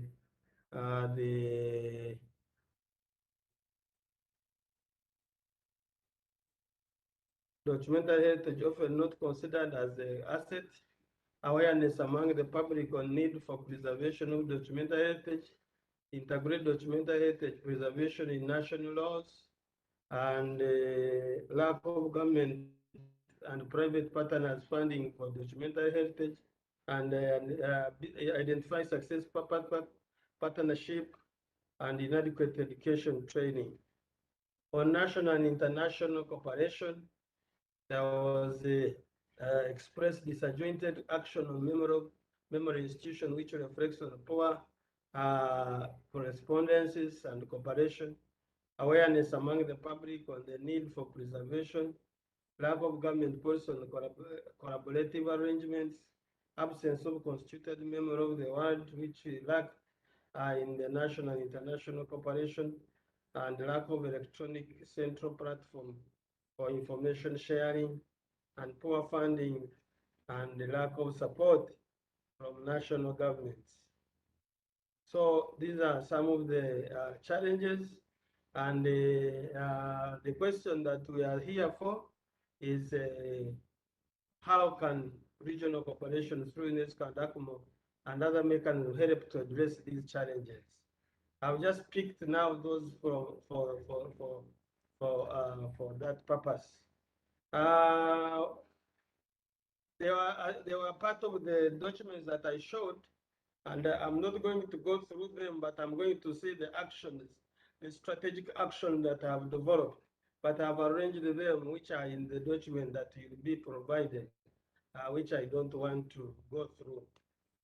So when I came from the workshop, and I was supposed to provide reports, a report to my Secretary General, I looked at that document and I said, how will the Secretary General understand it? And I comprehended, I tried to summarize this document into possible strategies that we can look at as a region. So there are 10 points that I picked, or 10 challenges that I picked that are important for us to address and pick that this is a priority for East Africa, or this is a priority for Africa. The first one was support in identification of documentary heritage by established member of the world committees. That is the first challenge that the ACMO and the UNESCO in general must address. Two, facilitating for increased access of documentary heritage. Note the keyword that we are using. We can support, facilitate. 3 is promote provision of enabling legal and policy environment. 4 is support in mobilization of funding for documentary heritage. If we are to write, for example, a project proposal together with a country for its successful in the memory of the world, we are there to support. Then support for the provision of adequate storage facilities. Then number 6 is increase the commitment of political support and goodwill, supporting preservation and conservation program, ensuring provision of adequate training, education, and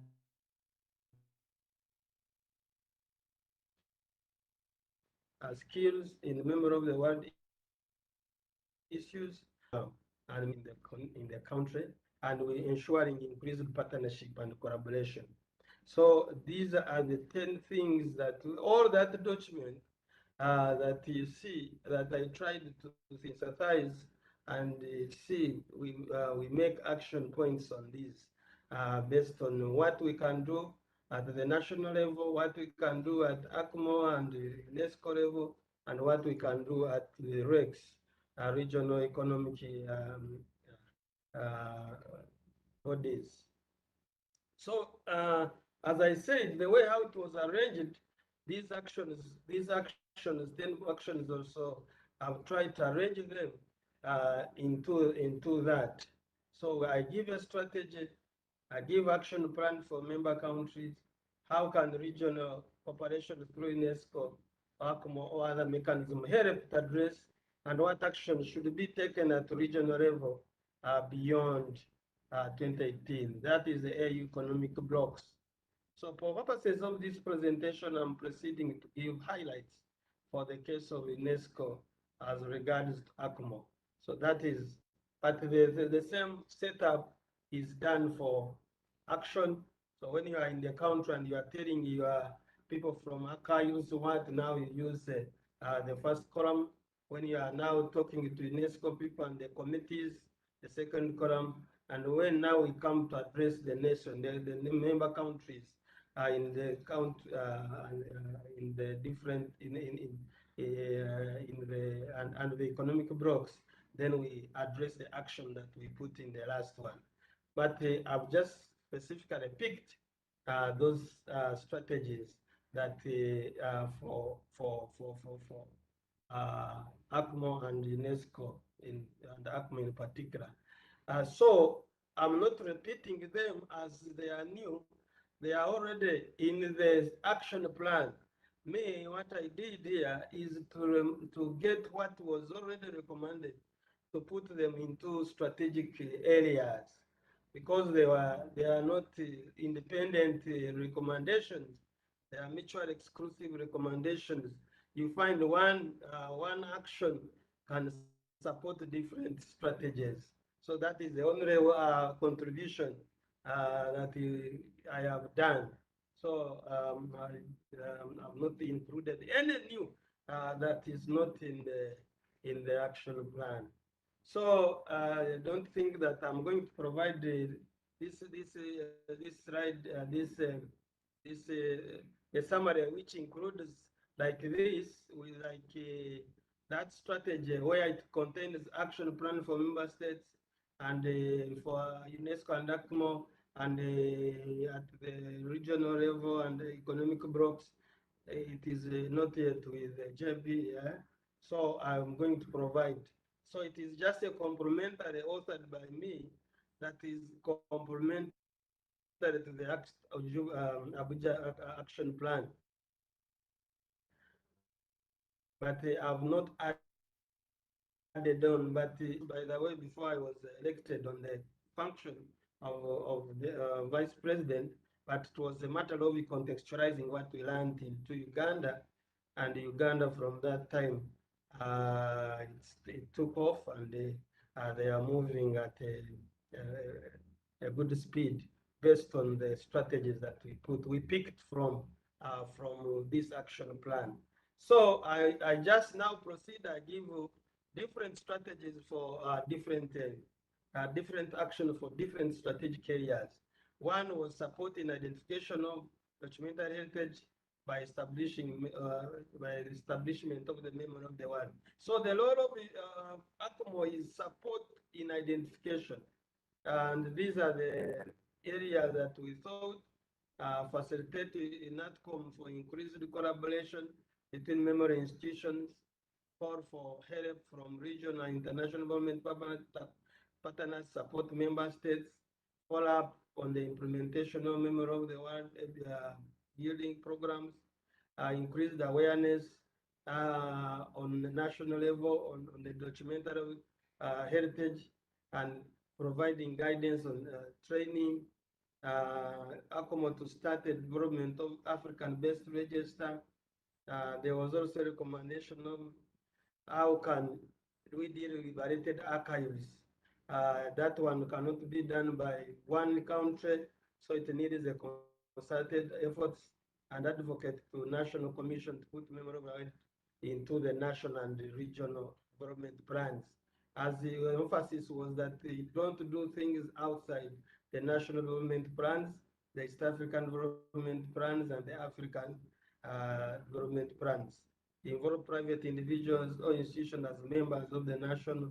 I think that is not ours. This should be for national committees, and encouraging collaboration among the institutions across countries and nations. I do this for all the strategies. The second strategy is facilitating for increased access of documentary heritage. Here, the important thing is supporting nations by encouraging joint nomination. That one, at the level of Africa, we can be doing this. If you participate through the joint nominations, it needs encouragement beyond the countries that are nominating, sharing international good practices, sharing international standards on access to information laws and related, that can be done by our committee. Promotion of provision, promoting the provision of or enabling legal and policy framework. Our role is promoting, and here we provide support for national and international conference. For example, one of the, as Papa has said, we are supposed to hold a conference after every 2 years, and that one is supposed to facilitate that. Develop advocacy towards the government and international institutions. For example, recently we wrote letters to Cape Town, University of Cape Town and Makerere University about the fires. And the encouraging thing is that since we wrote the letter to Makerere, where I know, yesterday I saw a presentation where they have started high-level digitization. I congratulate the university, but it appears that the letter we wrote to them might have added more salt, although it is a long-time plan. But me as a member there, I was very happy to see that after we wrote less than in a month or so, now the public is aware that the government is the university is digitizing student records, which has not been mentioned before. Sensitize the government and public officers on the importance of cultural heritage and advocating and supporting for participation of memory of the world's civil society in developing. Then supporting mobilization for funding. We have one of our vice president is responsible for finance and marketing, and we are supposed to work together with various with the memory with various economic blocks, forums in the economic blocks to ensure that we mainstream our activities in the economic. That's why I was very happy that as I was planning to meet our Secretary General, she's sending me a letter. And this is what I was asking, going to ask her, how can we know what you want? And this is done. But the Spirit of God is very important here, that you already have a plan and somebody is doing it for you.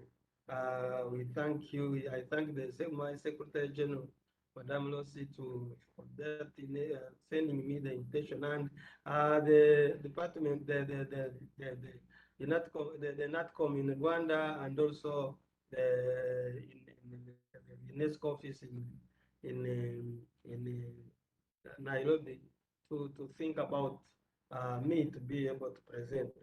The other one is lobbying towards lobbying for NGO, civil society, helping communities in writing appropriate funding requests That one can be at the global, at the national level. Because normally what I've seen is that people wait for you as a leader to write the proposal. But the institutions that want to do, to preserve their records, they should be helped to write proposals. And actually that is where the challenge is. How can we ensure that the proposals for this come from the institutions? And we as the national committees and the African committees, we are there to facilitate.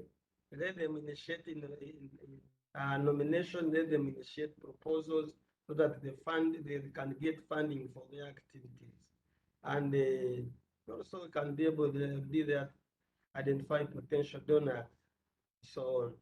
Number 5 is support for provision of adequate storage facilities at documentary heritage. This, as I said, support where it is. For example, regional institutions should cooperate national bodies, capacitate national bodies, and all institutions on preservation, taking benefits from the expertise of some countries, exchange programs between African countries. Assistance can also be offered by countries that are in position to do so. And UNESCO to encourage the government to develop partnership with the private sector to raise funds. We always think money comes from far, but there is money with the private sector. If they think that you are solving their problem, they are ready to support. Number 6 is increased commitment, political support, and goodwill. That was a major challenge. We need to collaborate and reinforce the need for documentary heritage at the regional level, organize a survey and study assessments. ACMO has already organized one. They did a study for us to proceed with the activation of the committee, help in training sessions, regional advocacy initiative, scattered documentary heritage at the local level need to be identified for mentoring those institutions, facilitate the migration of the contents of documentary heritage, and the social training on documentary heritage and also create knowledge centers in the various countries. So some countries have already done that. Supporting preservation and conservation program. Here, the ACMO and other sectors, including East African Forum, can facilitate institutional documentary heritage conservation policies, sharing, managing experience in universal services, fund managing between countries by programming a study, for example, conduct appropriate lobbying towards each country, realize capacity building program on short and middle term, and we can establish kits on documentary heritage. Those are huge plans that were mentioned. Ensuring provision of adequate training and education, improve networking between and among countries, support member states on capacity building. This is a major, this is where my role comes, sharing guidelines on the regional experience, hosting and organizing training conferences, promoting special curriculums to improve documentary heritage, promoting exhibition where increase capacity and awareness of UNESCO programs and member of the world in the country. UNESCO to help each individual country set up communication tools, develop materials and dissemination tools, help state members, sharing of materials. Is also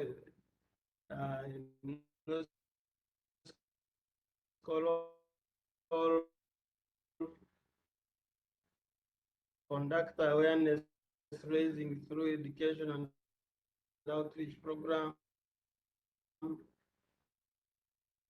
this and communicate international advocating for as a national asset, awareness raising, celebrating Documentary Heritage International Day. I think various INATCOM has been celebrating most of them and so on. And lastly, increased partnership and collaboration. I think there's somewhere where we need develop MOUs, memorandum of understanding. We can come in, identify successful partnership of documentary, organize studies and surveys in order to share success stories and regional advocacy initiatives, and call for improved budgeting allocation for Memory of the World. People need to see that very important and share the UNESCO recommendation with the government departments. So each country, when it needs the services of the ACOMO committee, can say you have a presentation. That's why this meeting is very successful, because you recognize some contribution. Somebody will just come there for 2 hours, and that 2 hours can make a change in a country.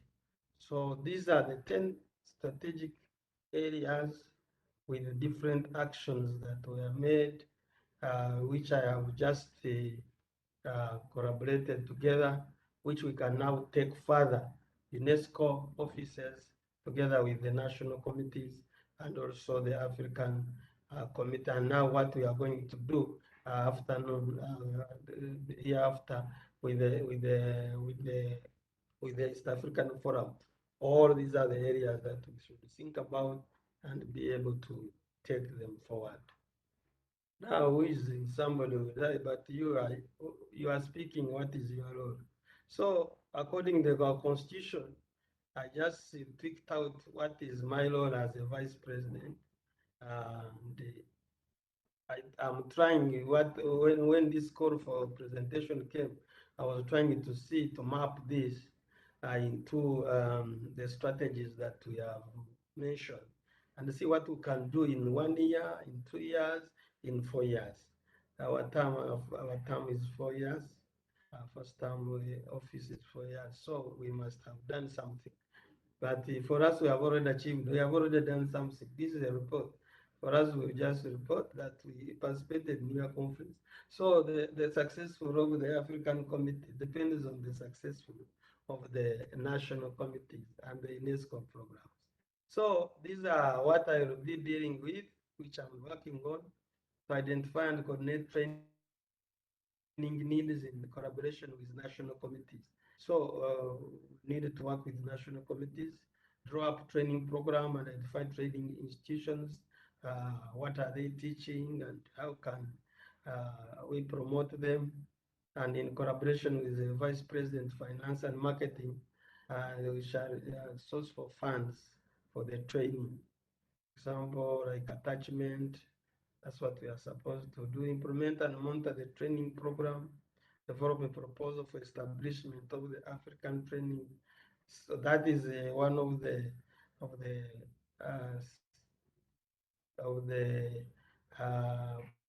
pledge that the committee did when it was started in 2007, that they want to start African Regional Training Center for Excellence.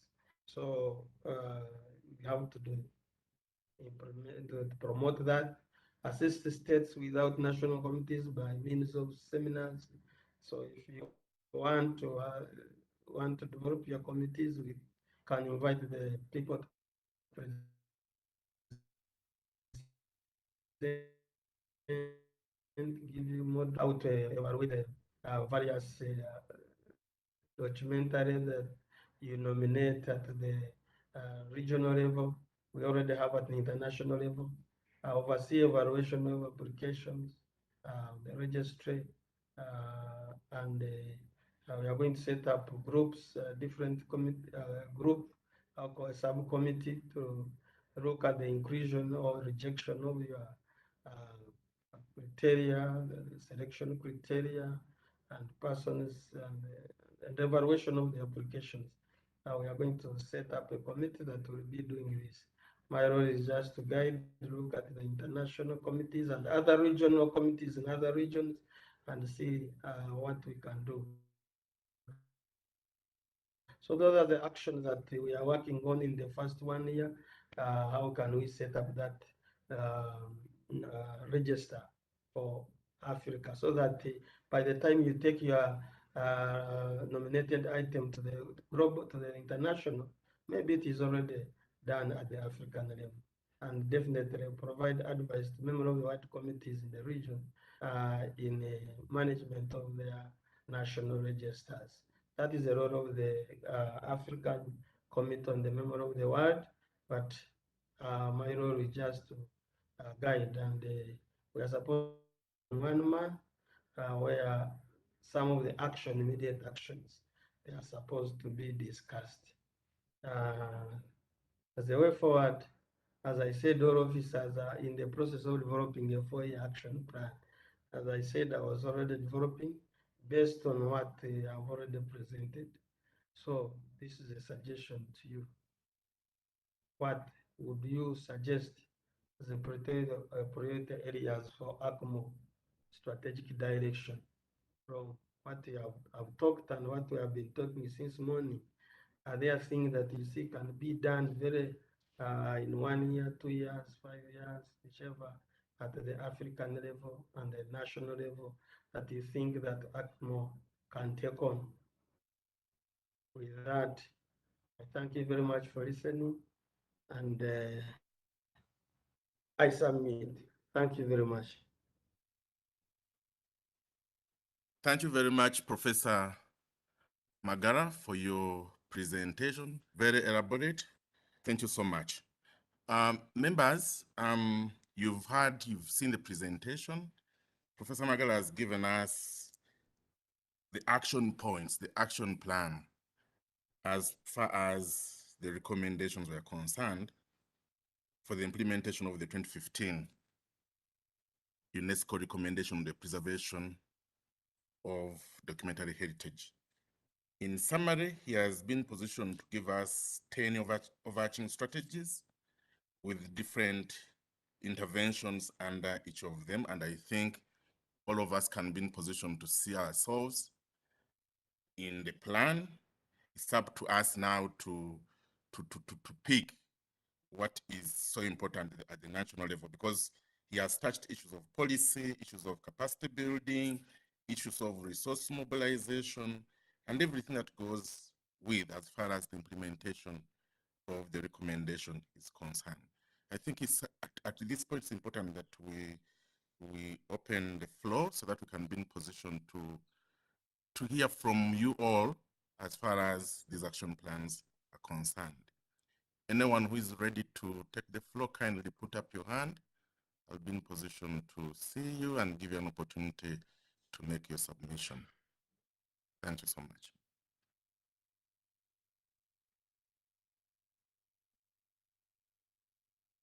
Anyone ready?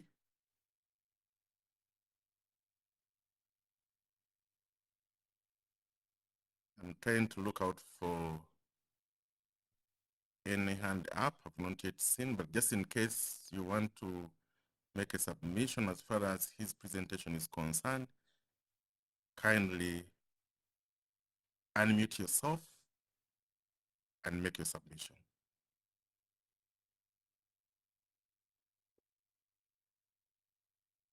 Daniel, I see a hand from Rosie. Okay, Madam Secretary General Rosie Agoy, kindly take the floor. That hand is low. That hand is lowered. Oh, okay. But it's up. Anyone else? Yes, Lydia, I can see your hand up. Please take the floor. Thank you. Thank you very much. Professor Magara, that was a very interesting presentation. I personally learned a lot. And I'm always afraid that we'll make this a talking shop, you know, without delivering anything. So maybe we could set ourselves a target that in the next 1 year, each country in the sub-region will nominate at least one item for the documentary heritage. I don't know if I'm being too ambitious, but I think it's something we can do in a year. Thank you. Yeah, thank you, Lydia, for your submission. Members, you've heard, I think it's a very important intervention proposed. Anyone else?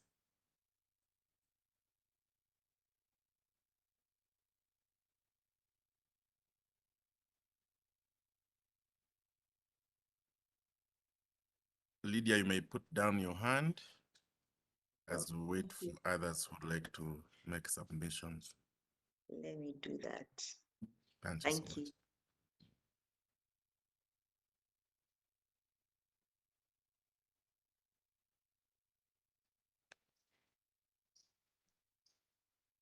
Members, this is our time to make an input into what Professor has submitted. And I think it's very, very important that we make our voices heard.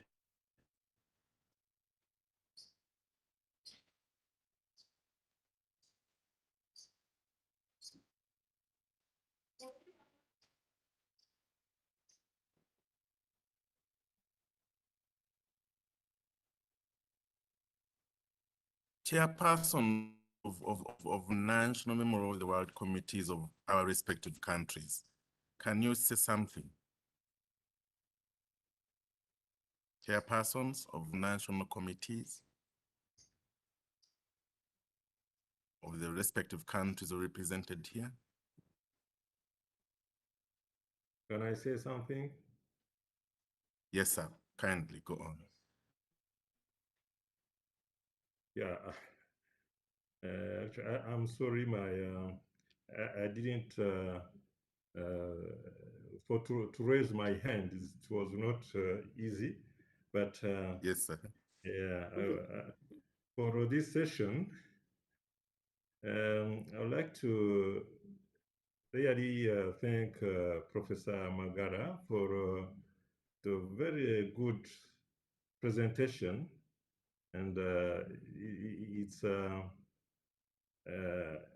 lecturer, yeah, because and to congratulate also the ACMOV for the well done job and for the work they have done. I think this is not a simple dialogue, is really a training. We have learned a lot, yeah, because I see in the presentation and in the action plan many ideas and activities. They have give us many orientation for which can inspire all national committees, member of the world for to establish their to be able to contextualize yeah, their action plan, and they have done a lot. And I have only kind of a question for if like a country have we have our own list, register, national register, and you want to register at international, at world level of the program. Is it mandatory? Is it optional to register at regional level? Because I didn't know really that there is at regional level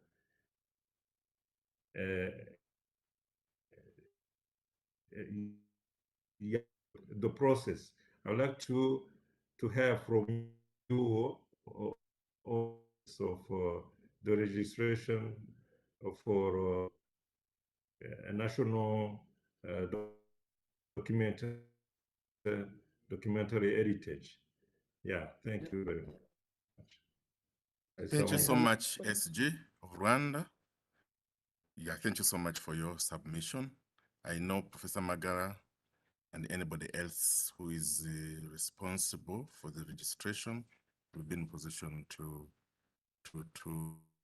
respond to your question. Let's have two more people, then we can be in position to ask Professor Magara, and John may get to respond on some of these important questions. Any other two questions?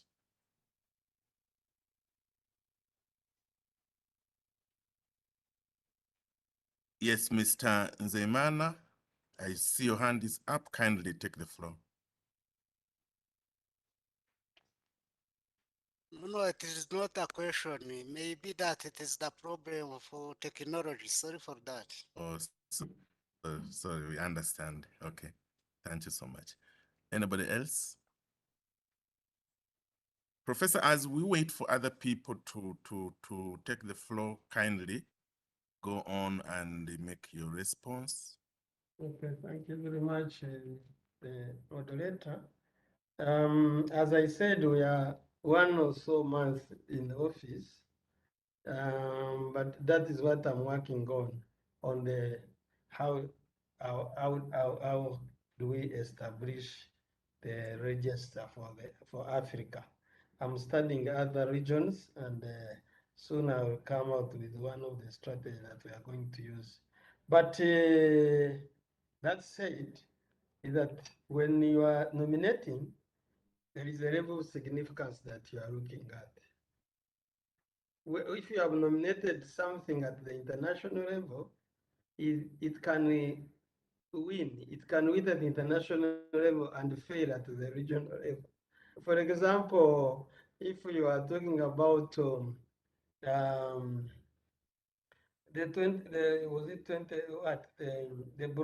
borrowing of the Hilton, was it what in America?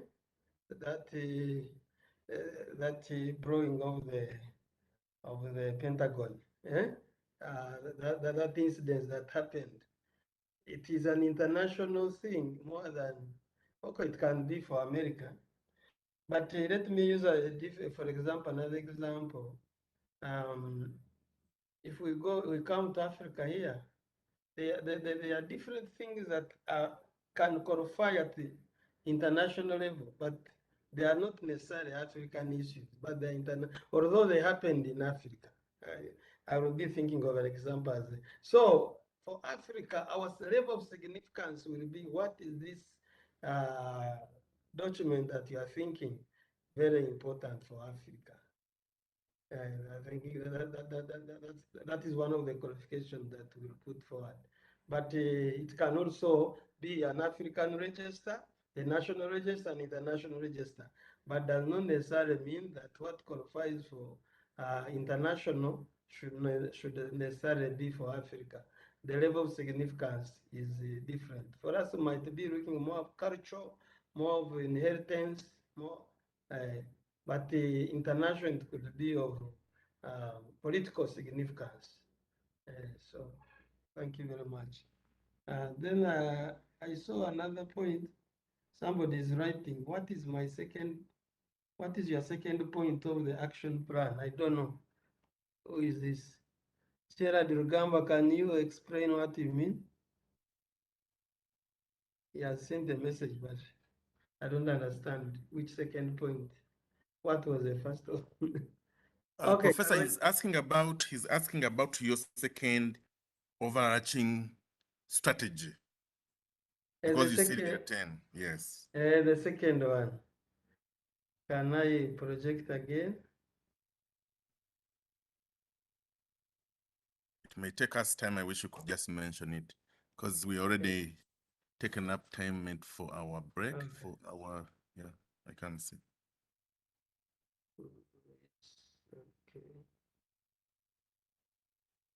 Okay. So the second point was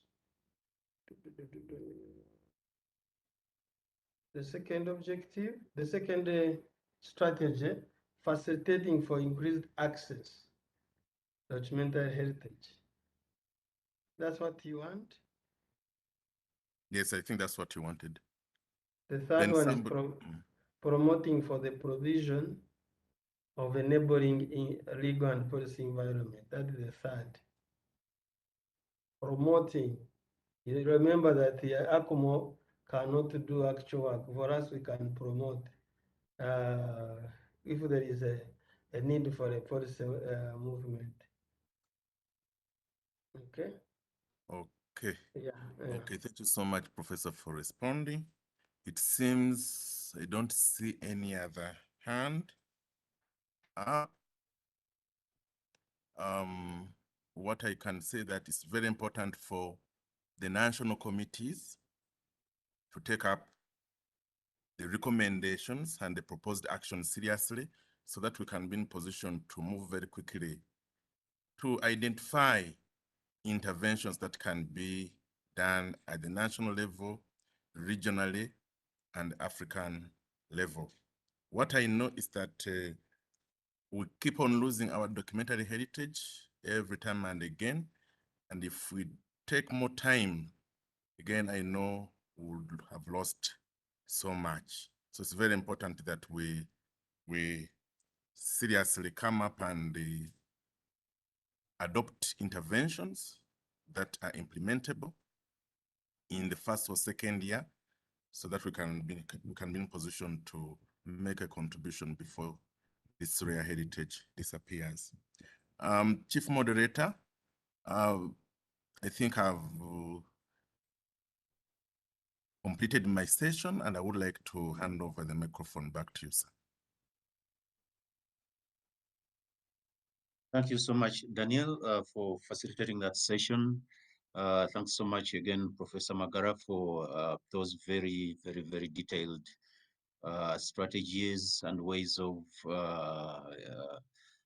connecting between different African regional committee and the national committees. I think it's important. So I saw someone asked in the chat whether all these documents are going to be shared. Yes, we will work with Rwanda National Commission to ensure that we have all these documents shared to all the participants, because it's important that you read these documents. We don't have enough time to go through all of them at this point. So we'll share them with you so that you use them, particularly in the planning of your, making your national plans. So at this point, I don't know, do people want to take a 5 minutes break before we go into the next session, or we just roll on?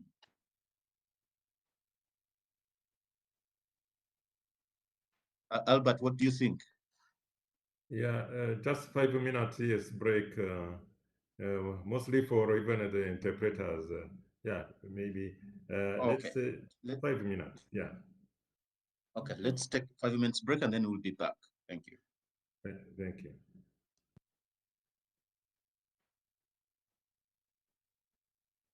Thank you.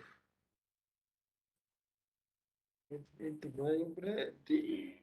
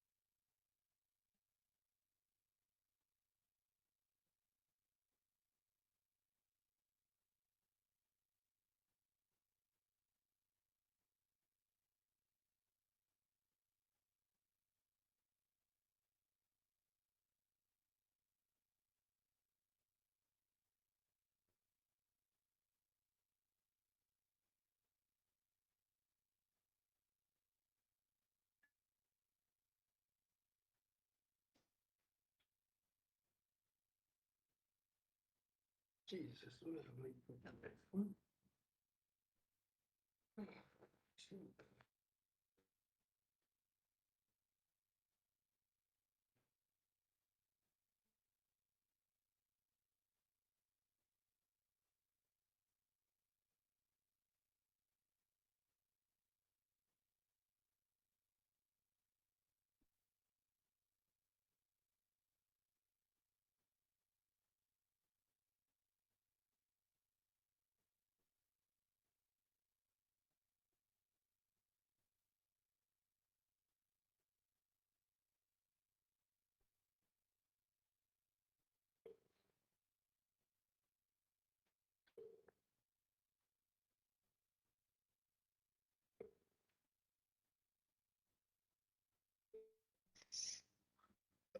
Yes, Eric.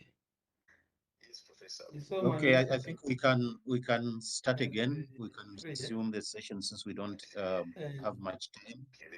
Just 1 hour is enough. Eh? I want to Yes. I want to call back Now, the session to order. have you finished the constitution? Yeah, I'll come and we shall discuss what I have and make any changes that you might want from there directly. Professor Magara, Okay. you hello.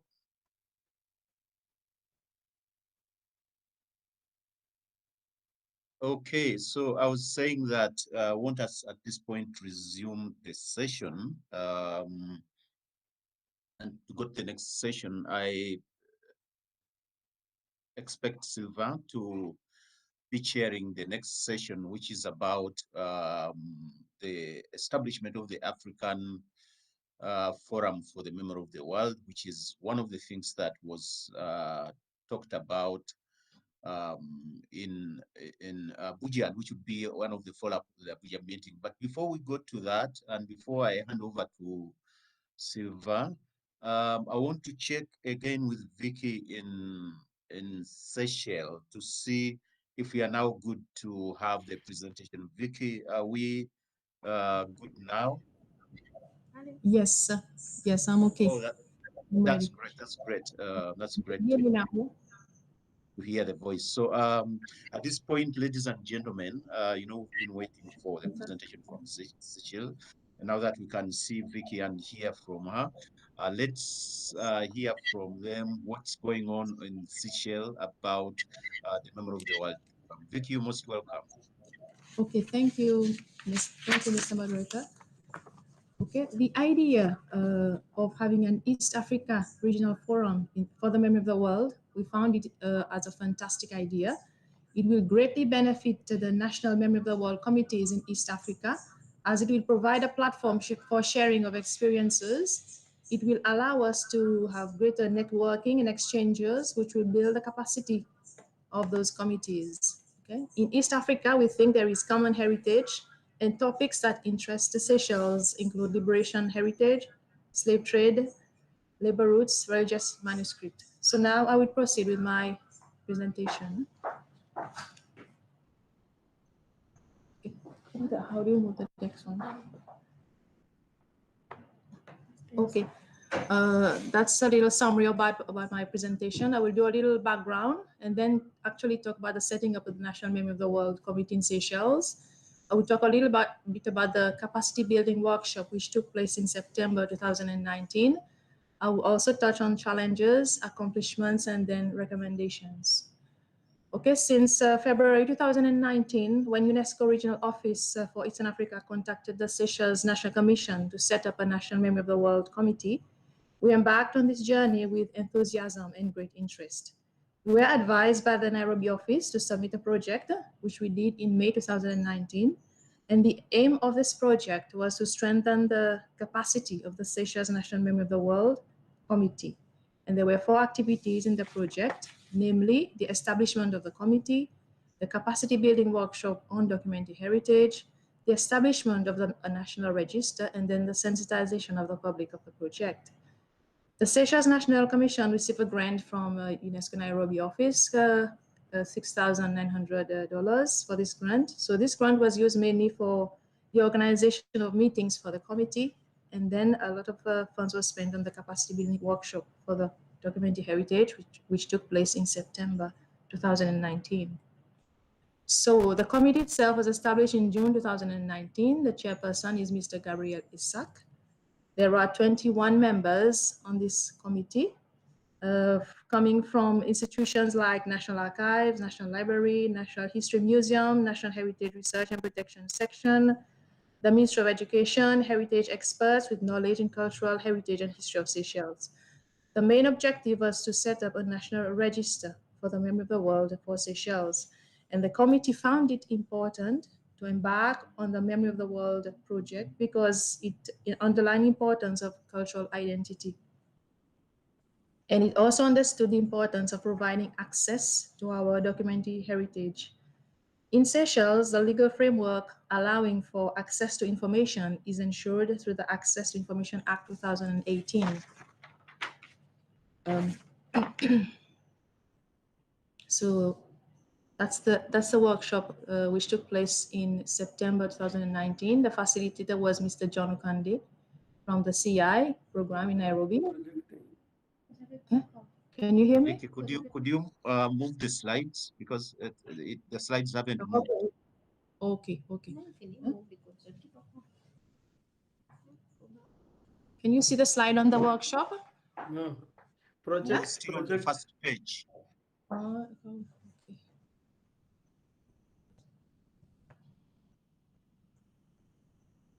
Oh, now it's disappeared. Okay. Can you see now? No. Not yet. Trying again. There is a. Can you see this one? Can you see the slide on the workshop? Yeah, you can see photograph. Yeah, okay. You can see it now. Oh, okay. So the workshop took place from the 4th to the 6th of September, in 2019. It was facilitated by Mr. John Okande from Nairobi office. So we saw the participation of 30 delegates coming from memory institutions like libraries, archives, National Museum, SBC, Seychelles Broadcasting Corporation, religious institutions, Supreme Court, National Assembly. We also have the participation of history teachers and historians and one heritage club leader. So the topics we were discussing about were the identification, preservation, access to documentary heritage, and we also compiled a list of institutions where these documentary heritage are found, and also institutional frameworks.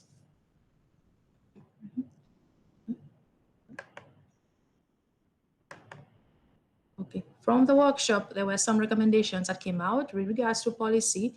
We said there is a need to establish policy and strategy for preservation of documentary heritage. And it was found that the funding needs to be sought from government to preserve documentary heritage, and proper procedures for storage is required also. With regards to capacity building, there was a need to train managers of memory institutions with regards to preservation and access to documentary heritage. And there was also a need to strengthen existing infrastructural memory institutions. With regards to awareness, so we discussed that there is a need to sensitize decision makers on the need to preserve documents. We need also to sensitize the public and the youth, and also to conduct programs with heritage clubs. We encountered some challenges on the way. Firstly, I can say that even though there was an initial sensitization on the Memory of the World program and discussions on the need to identify, preserve, and provide access, the committee members lacked sufficient knowledge about the Memory of the World program, and there was no local expertise to guide the committee. So the main difficulty also we encountered was to receive application forms. Application forms were not forthcoming. Therefore, we found it that difficult to start work on the national register. I think people saw this as like an additional task. So therefore, the need to find a consultant or consultants to fill in the forms and to submit to the committee. Another challenge was the COVID-19, because it prevented National Committee from organizing meetings because there were restrictions on holding meetings. We could not hold meetings. And there were also restrictions on the amount of people that could attend meetings. I think this is a common challenge encountered by other national committees. With regards to accomplishments, I would like to say that we have at least we have organized this capacity building workshop in 2019. We provided some sensitization on the Memory of the World program, and this was widely covered on the media. The committee was able to draw up at least a tentative list of elements that could be considered on the National Register, and this led us to start viewing some videos at the SBC, the Seychelles Broadcasting Corporation. In 2020, the committee viewed some registers of Memory of the World memory institutions, to select elements for the National Register. Another accomplishment we would like to share with you is that the Ministry of Education managed to obtain some funds from UNESCO Participation Program on digitizing of educational resources on pneumatic classes for teaching. So this we found is a very useful project because it will be used by teachers in the history, geography, and science subjects. We have a lot of documents that could be used in the teaching of the subjects. Another accomplishment in 2021, we were able to hire 4 consultants to complete the forms for the National Register. So in 2021, there has been some progress because 4 consultants, as I said, were hired. In May 2021, the committee composed a panel of 4 persons to interview candidates. We received 6 applications and 4 candidates were selected for the consultancy. The National Commission sought financial assistance from Nairobi office to pay the consultants in July 2021. So actually the 4 consultants are actually working, okay? They are compiling 50 application forms. They have been given the task to complete 50 application forms of selected items from memory institutions. So the consultancy is taking place now. It started from July, it will end in September. So each consultant was given 1 memory institution. There is one working at the National Archives, another one working at the National Heritage Research and Protection Section. One is at SBC and another one is at the Roman Catholic Church. This is ongoing. The National Committee will then vet the application forms before payment is made to them. That will take place in October, November. And we expect to complete the National Register and report to UNESCO by December this year. With regards to recommendations, we feel that with regards to policy, we need technical assistance to establish a policy and strategy for preservation of documentary heritage. In regards to seeking funds, we think this is the responsibility of the Seychelles National Institute for Culture, Heritage and the Arts in Seychelles, and also with the backing of the National Memory of the World Committee. In regards to capacity building, we feel the need for technical assistance is needed in preservation and digitizing of documentary heritage to allow access. And thirdly, in regards to awareness raising, there is a need to sensitize policymakers, public and the youth on the Memory of the World program. We have not started on this one yet because we wanted to finalize the register to come out with something to show the public that we're working on something. So we plan to work on this later during the year. Once we finalize the register, we will go out to sensitize the public a bit more and also to carry out projects with like heritage clubs. We want to do little projects with the youth to sensitize our youth on the program. So that's it from me. Thank you. Over to you, Mr. Moderator. Thank you very much, Vicky, for finally sharing that rich presentation from Seychelles. You're doing quite a lot of work, and we're very glad to be associated with some of the things that you are doing over there, particularly establishing a national register with all those elements. So, and doing the rest of the things. We'll have an opportunity to have you at the end of this meeting. But in the meantime, I would like us to proceed to the next session, which I had already announced that it's about one of the recommendations or outcomes from the Abuja 2018 meeting through the regional caucus, sub-regional caucuses in the East African caucus, where it was strongly recommended that there should be a forum sub-regional forum in the case of Eastern Africa or even other regions to kind of provide a platform for interaction, sharing of knowledge, and those other things. But that is where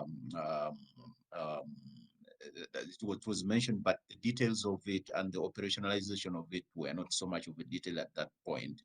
But if you read through the concept notes that we shared with all the people who were invited, there are some details that were shared there in regard to what could be the objectives of the forum, what could be some of the priorities that the forum could take on, and those other details. And at this point, I would like to invite Professor Magara again. Thanks so much, Professor Magara. You've been very resourceful in this meeting. We appreciate so much that. So you're going to play a role of a moderator this time, not a presenter as such.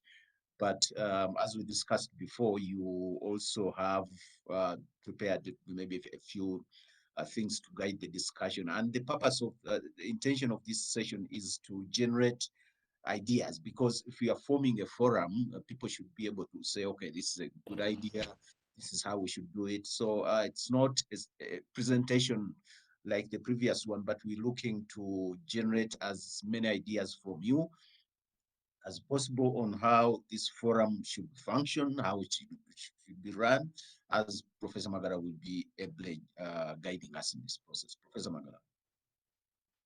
Thank you very much, moderator.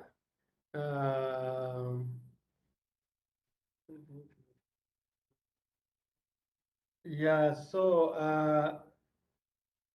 I had as I had seen the concept, so I thought that the secretary of our meeting in Abuja was very articulate, and he wrote it. I don't know whether it came from the secretary or from Rwanda. I think we had somebody from Rwanda that developed the concept. And I really appreciate what was discussed and what we recommended. But I also had written on as now a participant, so I tried to marry the two so that I see what really how are we going to model this discussion. But I attempted to use mine, but which is the same as what is in the concept. This one, I just, because we have already talked about the meeting, and I want just to emphasize that what was important, what were the important issues in that meeting. I'm just highlighting them here. That there was a need to enhance the value of documentary heritage for national committees. The national has to benefit from the regional economic blocks. National committees have to benefit from the regional economic blocks. So the regional economic blocks, we have the East African community and so on. Then we also know that members of East African caucus in UNESCO do not necessarily follow the AU blocks. So you will find that as we are talking about the collaboration, we are dealing with the people from different blocks. So that is an important area. And then the documentary heritage program has to reflect on the African integration, as I said before, and be guided under the framework of 2063 according to its priorities. And then the African Union already has an agenda of Africa Great Museum Africa, which is an African project. It can have also a model operation in East Africa, Eastern Africa. It was also observed that and agreed that East African region requires a periodical forum, as the moderator has said, and the guest of honor, as the person who opened has said, to discuss issues on documentary heritage. So our forum is to discuss issues of documentary heritage. The guest of honor, Ebre put it, preserve the preference should be put on discusses common and shared values, which we summarized as liberation, heritage, slave trade or labor routes, whichever, genocide and atrocities, and religious manuscripts. The other emphasis was that the emphasis on East Africa should be placed on capacity to create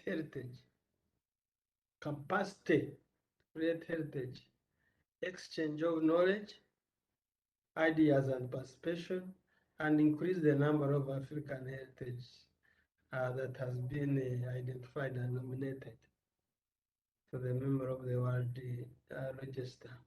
There is also an increased need for cooperation for UNESCO to support the preservation and ensure support of the member of the world in respective nations. So those were the discussions before we came to the terms of reference. So since we agreed that there should be that forum, what should that forum be there for? I don't know whether this rhymes, you read the concept, but this is what I captured also. The terms of the forum should be able to assess and review the implementation of the action plan. That is because it is what is guiding us. Should follow up and take stock of recommendations, Abuja consultation and information. Okay, that seems to be the same. Then we should be able, that is the second point, to discuss the thematic issues after every 2 years on progress on implementation of UNESCO recommendation and exchange of best practices, like what we have done today from whichever different countries. Now we know what is taking place. Identify common documentary heritage and pursue joint nomination. So that is one of the things of the forum to guide. If Kenya and Uganda want to nominate about Uganda railways, Uganda will not succeed without Kenya, and Kenya might not succeed if there is a documentary about that. So that is a joint. So a forum can also guide in that and develop and share some of the toolkit for promotion of documentary heritage and sensitize member states on national memory of the world plans. So those are some of the things we read the concept, also we discuss. Then as I was also reflecting, I try to reflect the expected outcomes. When we have this forum, what would be the expected outcomes that we would see after some a particular period? I would think that there will be increased awareness of existence and significance of African documentary heritage in the region. That would be one of the outcomes that we would see. And some members will understand the methodology of preparing nominations or applications of documentaries, the countries that have not. If some country has succeeded, as we in the forum, you are able to really understand this is where I missed it. Then increase the number of submissions and descriptions of the documentary heritage from the region will be exhibited. And there will be an increased number of, okay, that is also the same. And then identification of important documentary heritage that have world significance in the East African region will also be exhibited. This would also merge with the expected outcomes, but the impact of the member of the World East African member of the World Forum. We exchange best practices, recommendation of themes within a grouping. If you are like today, from the end of today, somebody might know this is an important area that I can nominate. Reports on progress of every 2 years help us to move. If they are like what Lydia suggested, at the end of every 1 year, we should each county should have nominated one item. So next year you will be ashamed to come and say, you see me, my people didn't come, they refused. Yeah. Comprehensive review of documentary heritage. Now we know the landscape. What are those documentary heritage we are talking about? We might be thinking of documents in offices, but there are some which here in the community. Implementation at national level will be increased, and the role of documented heritage integrated in national development plans. If we are meeting at the East African forum, and then there is a person from the East African community, and he gives us the strategy, and we tell him or her what is happening in the problem of documented, then they will be lined up with the national development plans of the various countries. And then we have thematic working groups. We incorporate elements of groups. We know if I'm in Uganda, my area is on history, maybe on political history. I have another political historian in Kenya. I have another one in Zanzibar, and then we say something about slave trade. So we'll improve that networking that will enhance our documentary heritage in the region. So we specifically said the role of the UNESCO in NATCOM rather in this. Okay, this one had written NATCOMs assist member states or works towards nomination.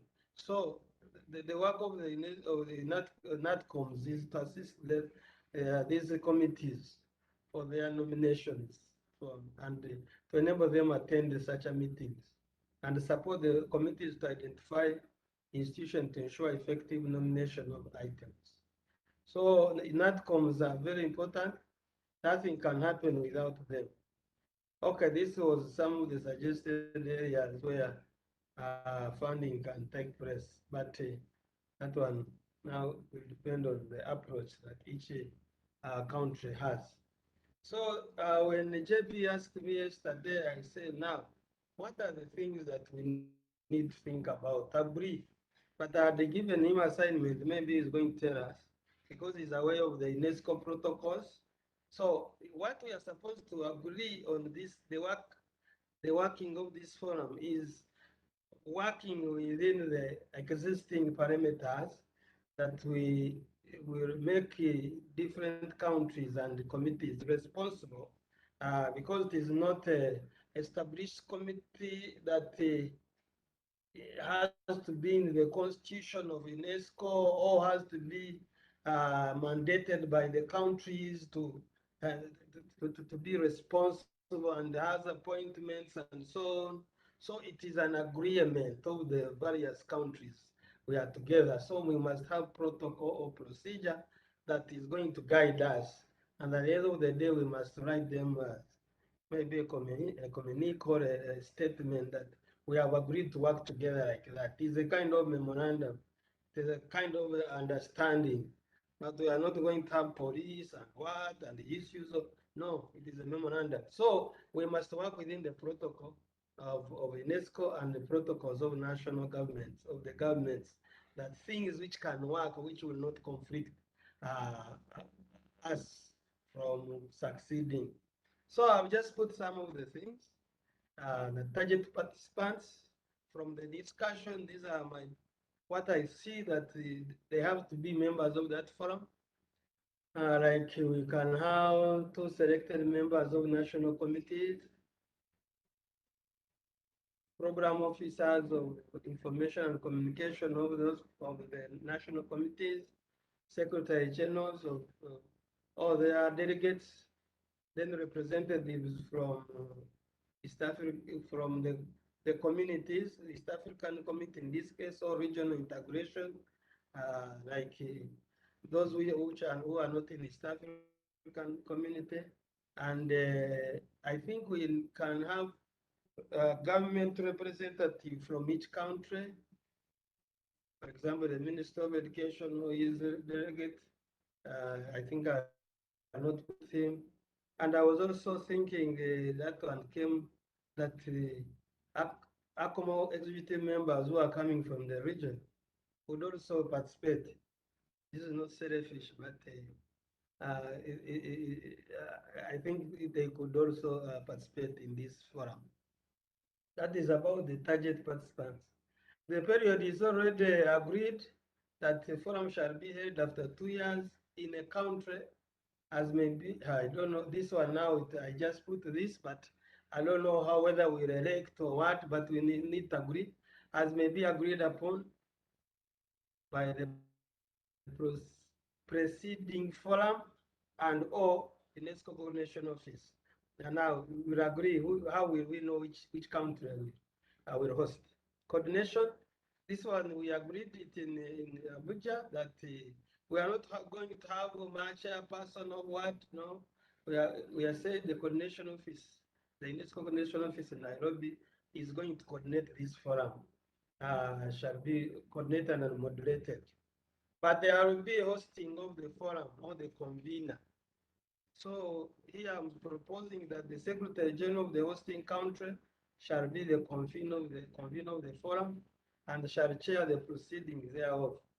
That each hosting country shall form an organizing committee, like what has happened today with an option of co-opting members from other countries.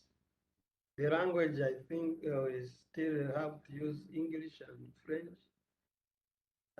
The cost, he said the hosting country shall be responsible, shall take responsibility of sourcing for the resources and meeting the forum costs, definitely with coordinating with the UNESCO regional office.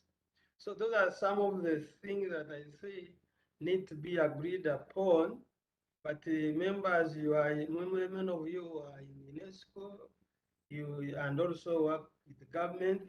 You know some of the things that might be important to agree upon, which will not delay and also make the forum not to be hosted because of not having anticipated. So, Mr. Chairman, as I said, this is a moderator. I'm a moderator. So these are the things that I think. So you were supposed to think of other items. Should you first identify them? Tell me what other things you thought about, and then now we agree on each and finish. What are you suggesting? Thank you very much. Thank you so much, Professor Magara, for that roundup on the issues that were discussed in Abuja, and then the specific proposals on the forum.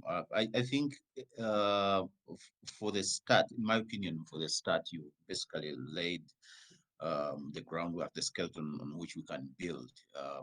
The idea that this can be, for purposes of this meeting, we can agree on defining what the forum should be and how it should be composed, and then there's the different actions that follow that. At this point, I wouldn't say I have anything to add as such, but it would be interesting to hear from members here what they think about the idea. Already the idea was proposed from Abuja, but what they think about the idea, and if they have any very specific suggestions regarding operationalization of the idea. Okay, so I will close this, then we go back to the meeting. You have the, yes. So members, that is that. So the first thing we have to agree is the forum name, the forum itself. I don't know, do we need to vote or what? Is the forum welcome? Members, is the forum welcome?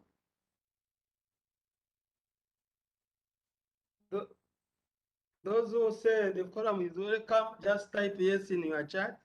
If we have 2 yes, that's okay. Should we do like that? I think, Professor Magara, you can do like this. Since we have countries that are represented here, Yes. You can call out countries and say Rwanda. What is the idea good? Yes. So we have countries. I can read you the countries that are represented here. Okay, Rwanda. Yes, we have Rwanda. We have Kenya. We have Uganda. We have Seychelles. We have Ethiopia. We have Madagascar, Somalia, Tanzania, Comoros. I don't know if I've left out any country, but those ones, at least I'm sure, because I saw from the confirmations that they were participating. Yes. Okay, members. So we are going to either you say yes, should they say yes in the chat, or just when you raise the hand. Rwanda. Can we have somebody from Rwanda?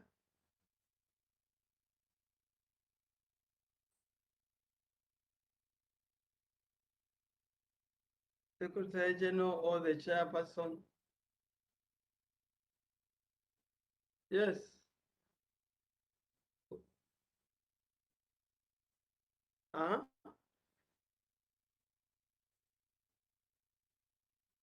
Yes, I see Gabriel. Gabriel is saying yes. That is, Gabriel is from where? I'm from Gabriel is Seychelles. Ethiopia is session, yes, okay. That is yes. I've ticked it, yes. I do and Gabriel for the method. Use the Gabriel method. Yes, I see Jean. Jean is from where? Jean is from where? Jean is also Butoto Jean. You said yes. Kawesa is say yes, Uganda. That's very good. The technology has simplified things. Then Nyivavansi is where? Beta is from where? Beta is from where? Beta is from where? Yeah? Oh, from Rwanda. I see somebody raising the hand itself. That lady.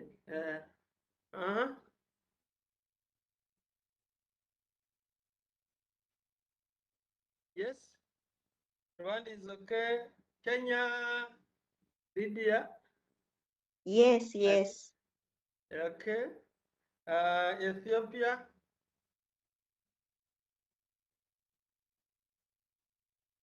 Ethiopia is where? Ethiopia. That is Ethiopia. Hey, she has used the normal hand. She's yeah. Is it the one from Ethiopia? Hi, it's from Ethiopia. Okay, that is Bizau. Yeah, Beza is German. Okay. We have 4. We already have more than 50%. So can we say that the forum is welcome? And what else do we need to agree? So what else do we need to agree, members? Mr. Chairman, can I say something? Can I propose something? Yes. It's just an idea, because I suppose that each country has their own issues and challenges and level of difficulty in terms of compiling the register, the national register, and even accessing information from the right institution, member institution.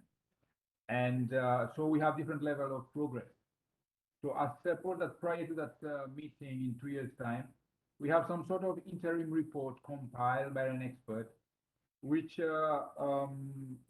can be used as part of the discussion in the forthcoming meeting, so that we have a state of affairs in terms of how far the countries are and what are the resources and assistance that they may need for them to have something on the world listing. And I suppose that we have each our own rhythm and pace of working. And I suppose it would be good to have probably within 1 year or so prior to that meeting, we have some form of report that could be circulated so that we are aware what's happening. That's just an idea. Thank you. Okay, that is who, your name? That is My from name, where? Seychelles, Mhm. Gabriel Isaac from Okay, okay, okay. Okay, I think the note, JP, I have noted you had already answered somehow, but it is taken. Thank you very much. The next item that we need, terms of reference will be, terms of reference will be, um, yes, I was supposed to reopen the document again. Terms of reference, if you want to add, you can add it in the chat, but they will be redefined very well by the people we are going to give responsibility. Yes, the outcomes are there. So let us go to these specific which are not yet agreed upon. Now, target participants. Is that enumeration that I've done? Do we need to enhance it?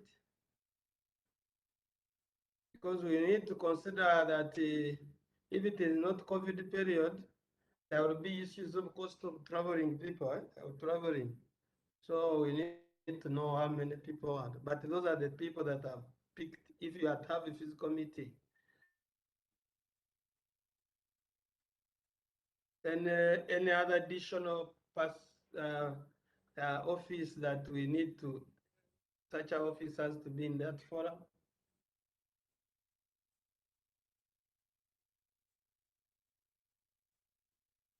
Yes.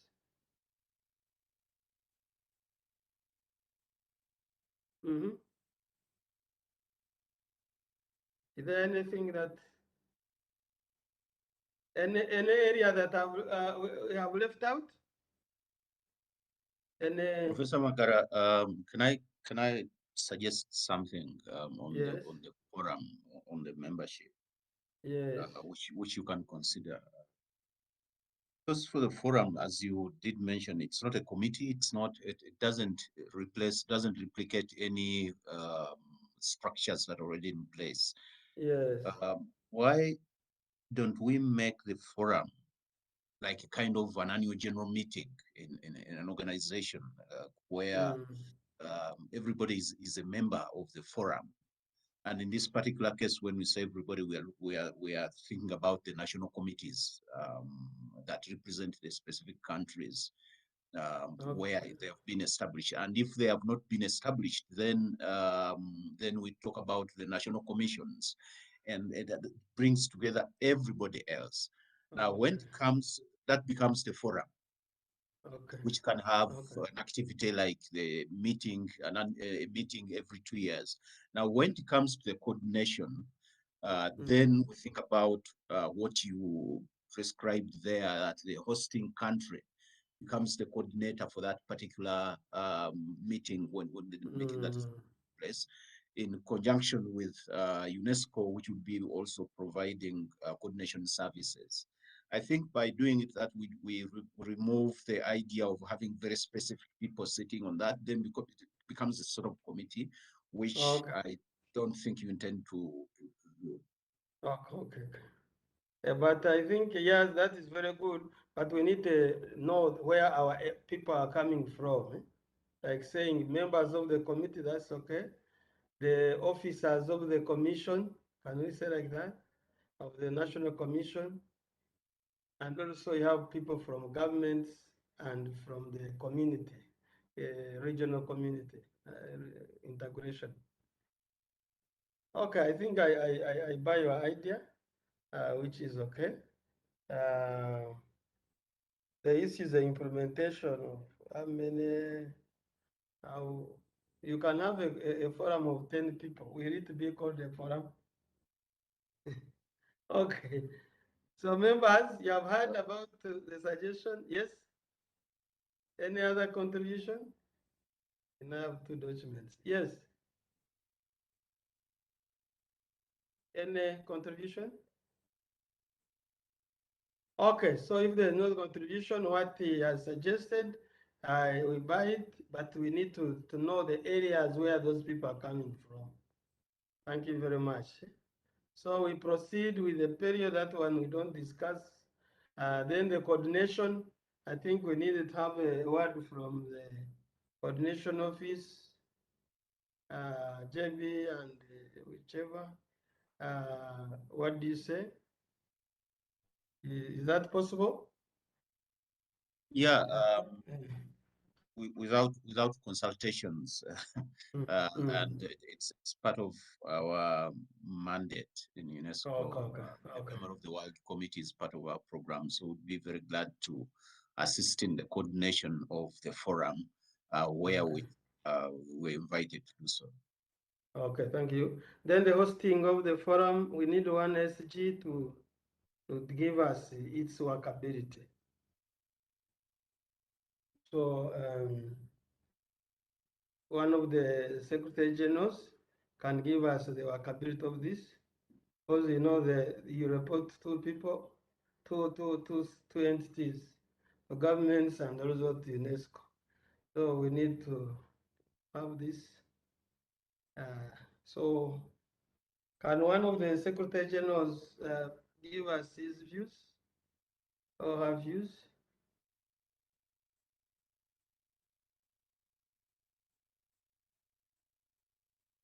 Yes? Rwanda, who has hosted this, what have you found? Is it possible? Yeah. Thank you very much, moderator. I was waiting my colleagues from Kenya, Uganda, Secretary Generals if they have some ideas on that. But what I think is, and from what John Bosco said, this forum is not a committee, and it will work like occasionally, like 2 times a year, like this. It's like this dialogue. It's where every countries will send around 2 people. For the country where we have already national committee for World Heritage, maybe this can be very easy. They can nominate, we can give time, they can nominate people. Otherwise, even if we take the chair and the vice chair for every committee, is possible.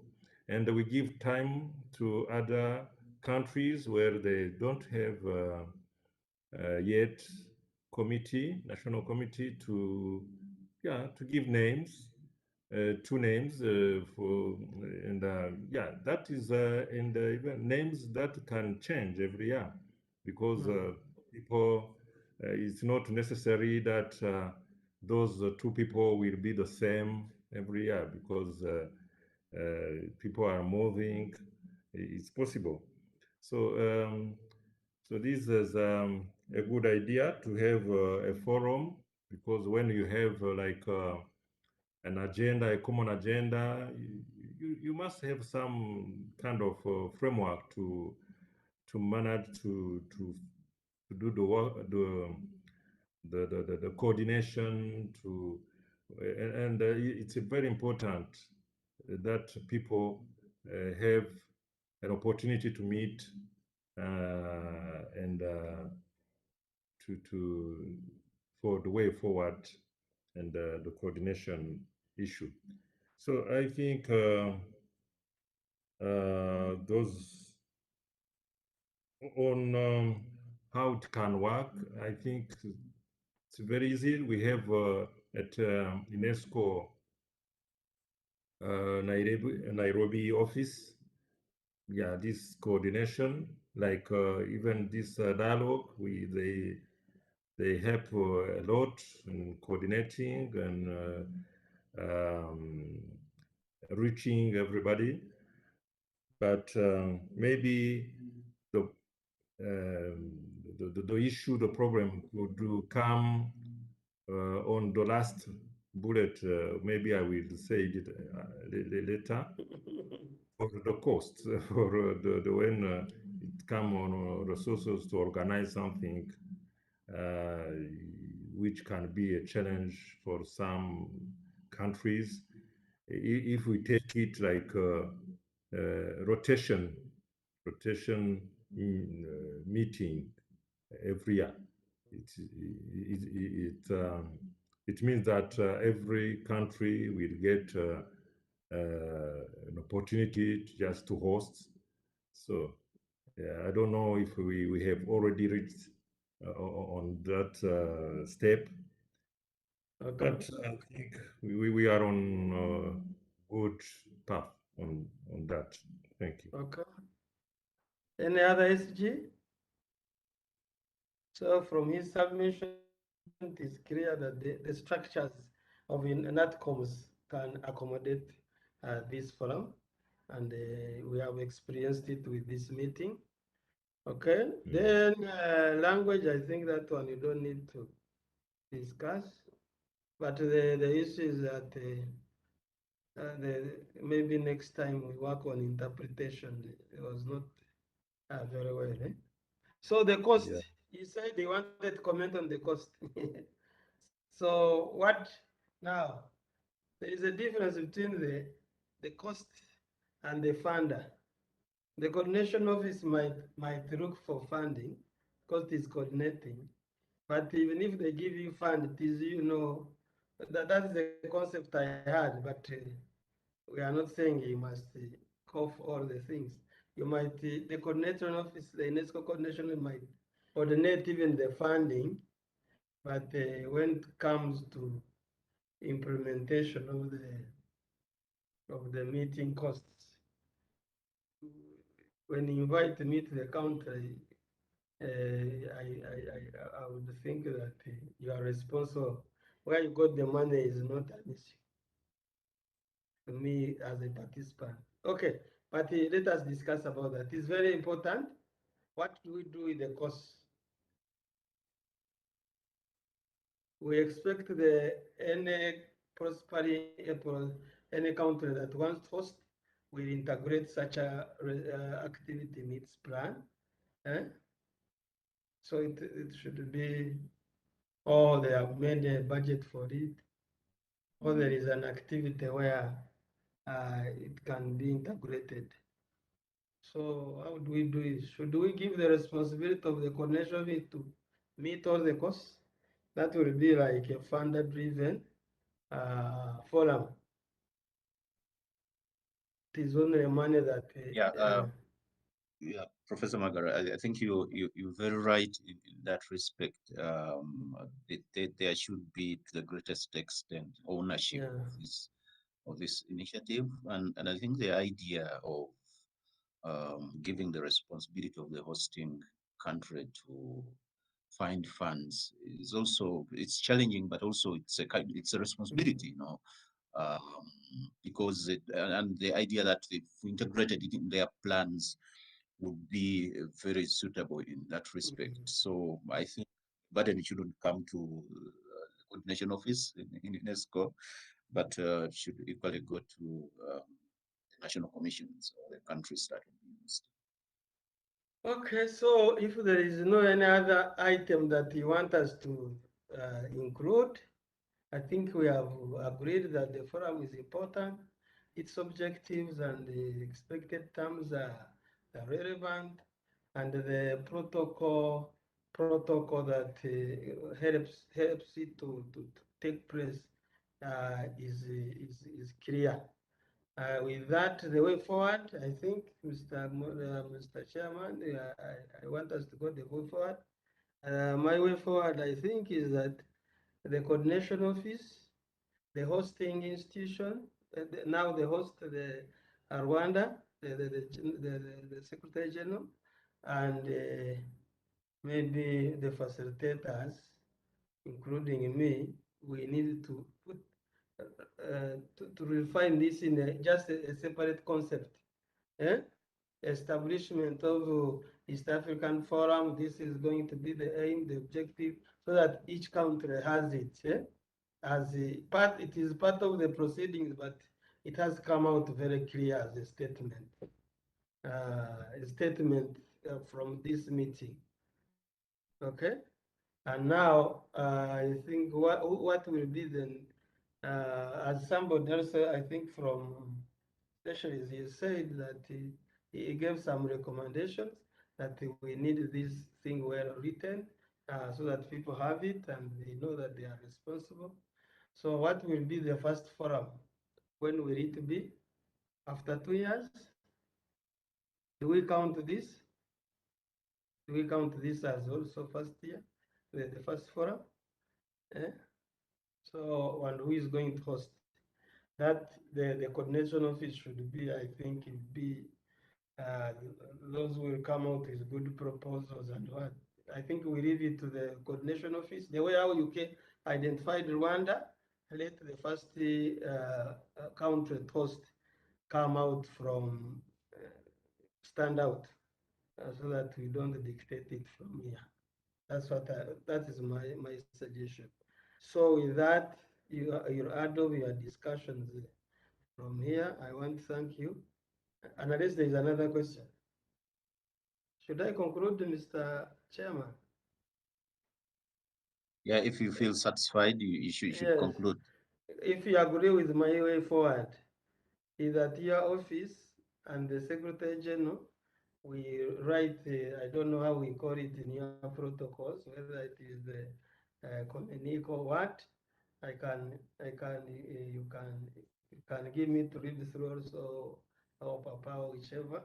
But it is your responsibility, both of you, to communicate to all the countries about our decision. In addition to other proceedings of the day, but this is a very, very important outcome that has come out very well to all the members and the member states to have. So that is the way forward. So with that, I want to thank you, members. I want to thank you, Secretary General Rwanda, for inviting me and the coordination office for the interaction.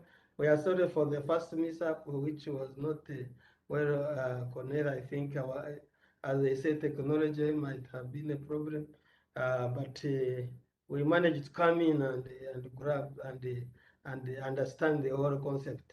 And we are sure that my president was around. I think he's still around, I don't know, but he has already sent me a message that this is very powerful and is ready to implement what we have done in other regions.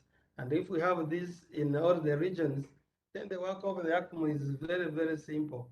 Is when you have a program, we can also have our program in your program. So our budgets can complement each other. And we also, as I said, we have a 2-year, after 2 years, we are supposed to have also a meeting. We are going to discuss and see how can those meetings integrate together with the regional meetings. With that, I thank you, and we thank God for this forum. And I submit. Thank you very much. Thank you very much, Professor Magara, for leading us in that very, very strategic discussion and outcome. We're happy that we have something that is generally agreed on, although there's more to be done in fleshing out the details. So we should say that UNESCO will work with Rwanda. Now, Rwanda, we could say this is even the first forum. I mean, it's an important forum where you have different participants coming from different countries. So if we consider it as an interim forum, so we'll work with Rwanda to see how we kind of put flesh on some of those things and come up with a very clear structure that can be communicated with the other the member states, as you suggested. Now, on that note, I would suggest that we go because we are late.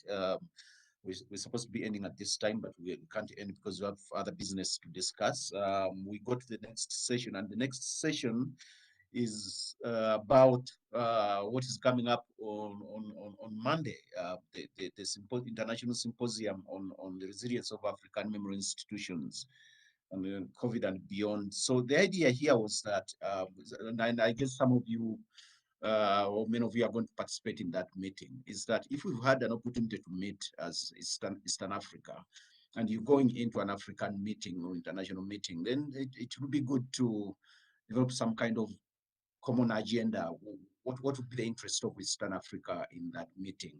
So we thought it would be a good opportunity to use this time also to discuss that. And Kenya, which is hosting that meeting on Monday, because it's taking place here in Nairobi, both physically and virtually, probably will give us some ideas on how we can develop this agenda. And to moderate the next session is Silva.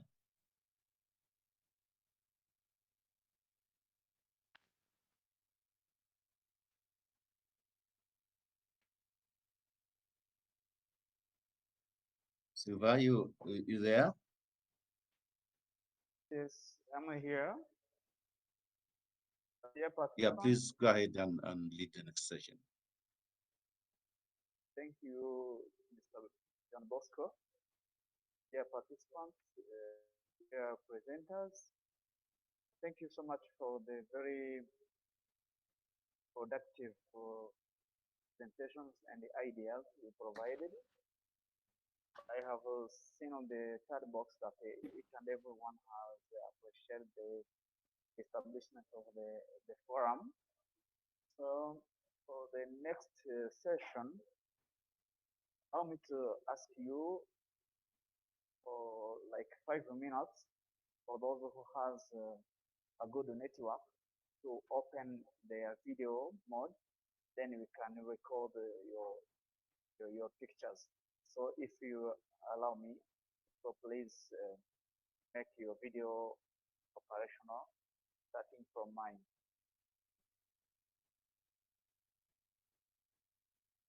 For the next session, dear participants, so we are now preparing a symposium. So we need to make a common agenda to make that symposium, aiming at upcoming international, aiming at strengthening the resilience of African memory institution in the face of COVID-19. So, and it will be held on 7th September 2021. So, allow me, SG NATCOM Kenya, to lead this presentation, guide us to get strong recommendations on that and agreed on the agenda of the symposium. Thank you so much.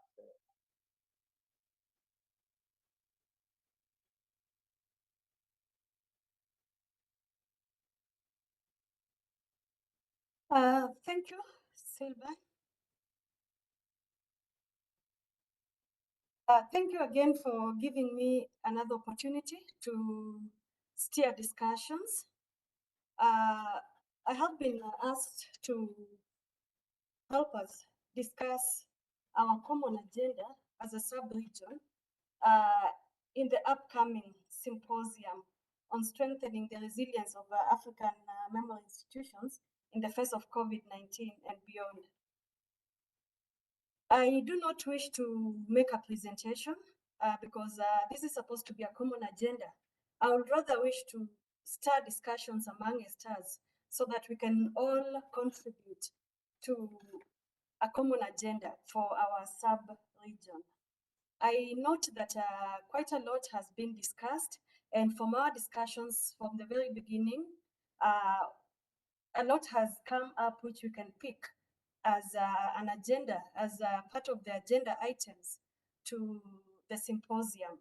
And so I want to very briefly take you through the talking notes that I have, but I also want to state that these are talking notes and they are open to discussion from the participants, and we can enrich them and input on them so that we have a common agenda. I hope we all can see my screen. Yes. Okay, thank you.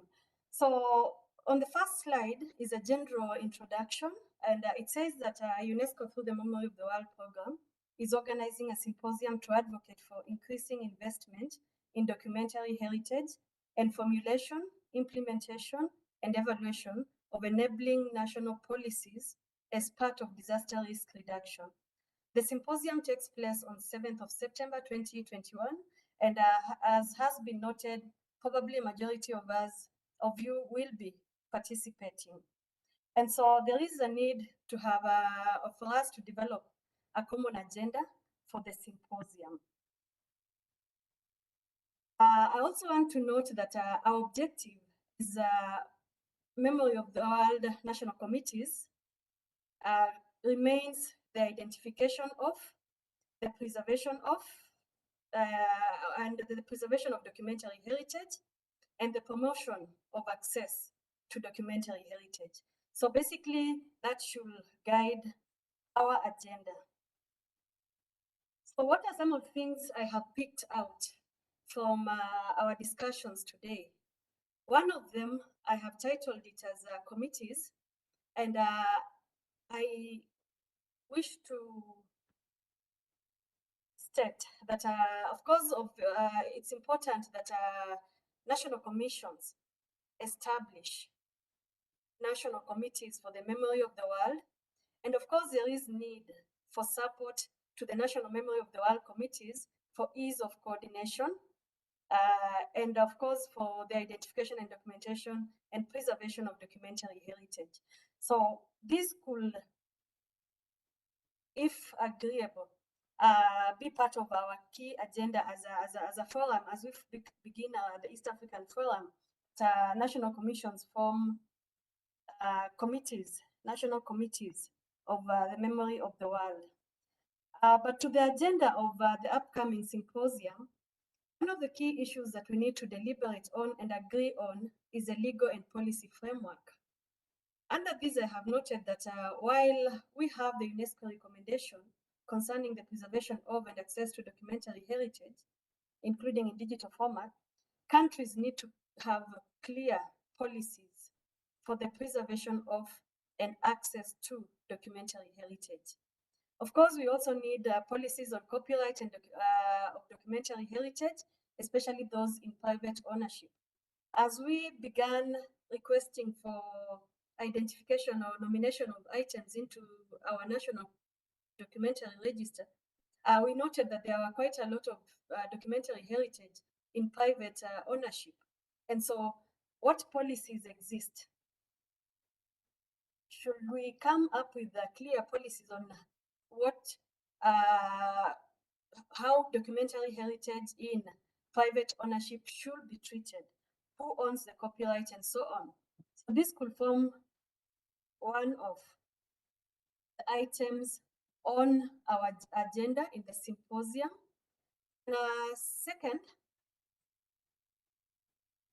second item that I have put on my slide is digitization. As committees were making their presentation earlier, I think it's Kenya that noted that Asian countries are very advanced in terms of digitizing their documentary heritage. I have also had interactions with a lot of preservation institutions in Kenya, and I note that a lot of our documentary heritage has been neglected and is likely to get destroyed because it's in physical format. So our major agenda should be, how then do we digitize documentary heritage to ensure that they are preserved and to ensure that there is access by all?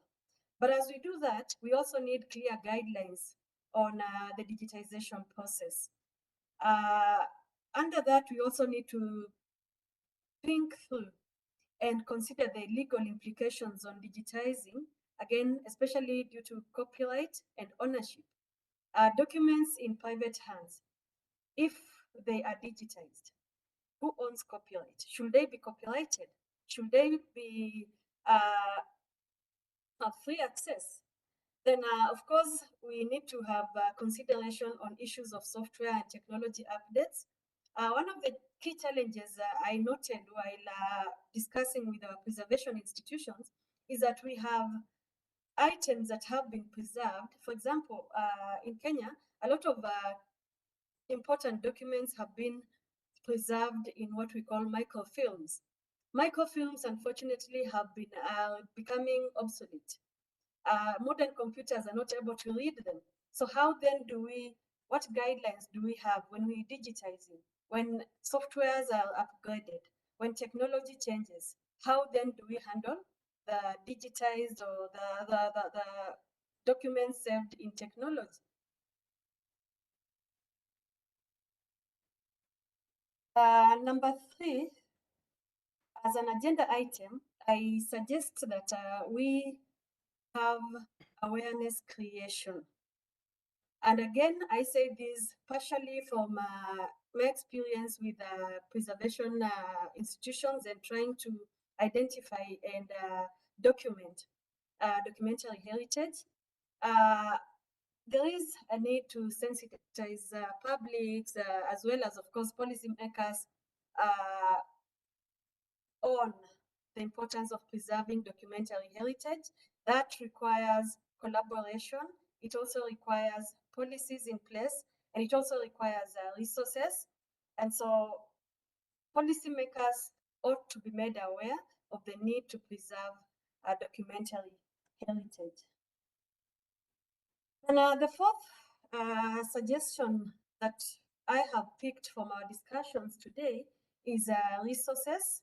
As presented earlier from the opening remarks, a lot of our preservation institutions, that is archives, museums, libraries, do not have resources to preserve a documentary heritage.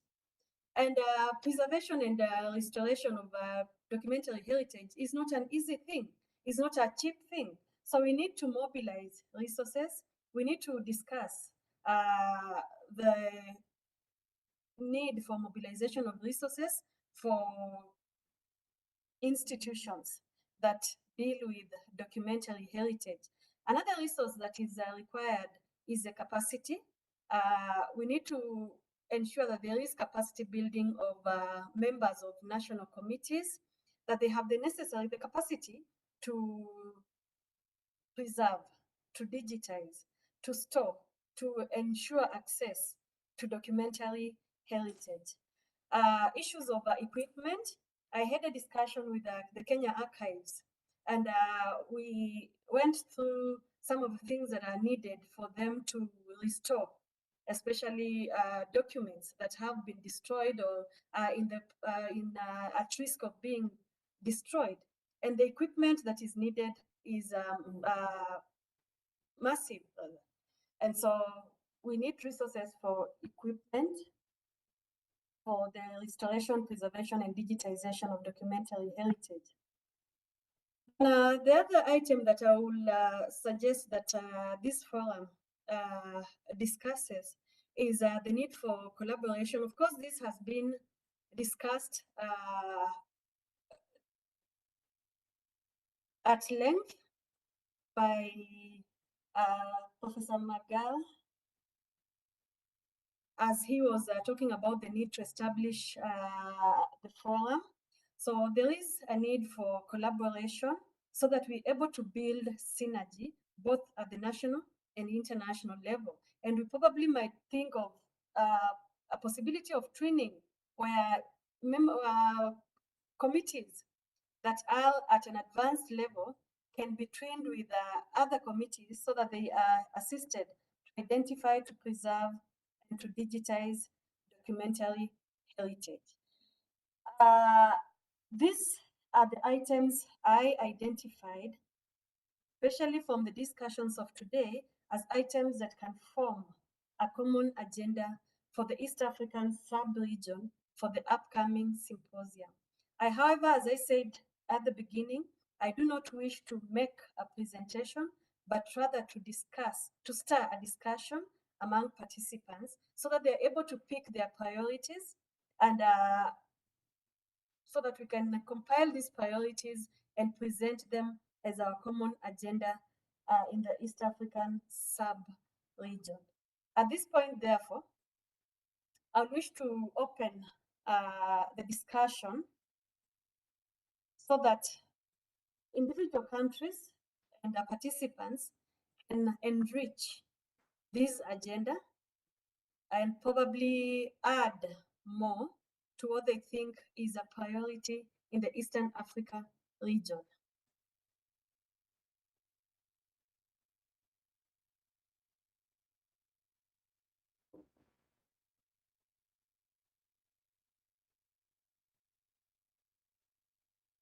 Thank you so much,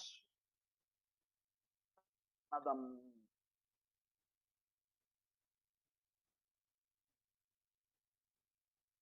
Angela. So for the good presentation you did and for having any deep highlights or points to be discussed in the symposium. So allow me to give the floor to all participants to provide their input to this presentation and guide us on the symposium in order to make it and prepare it effectively by having practical recommendations from the next symposium. So dear representatives from UNESCO, dear SCGs, dear participants, the floor is yours. Thank you.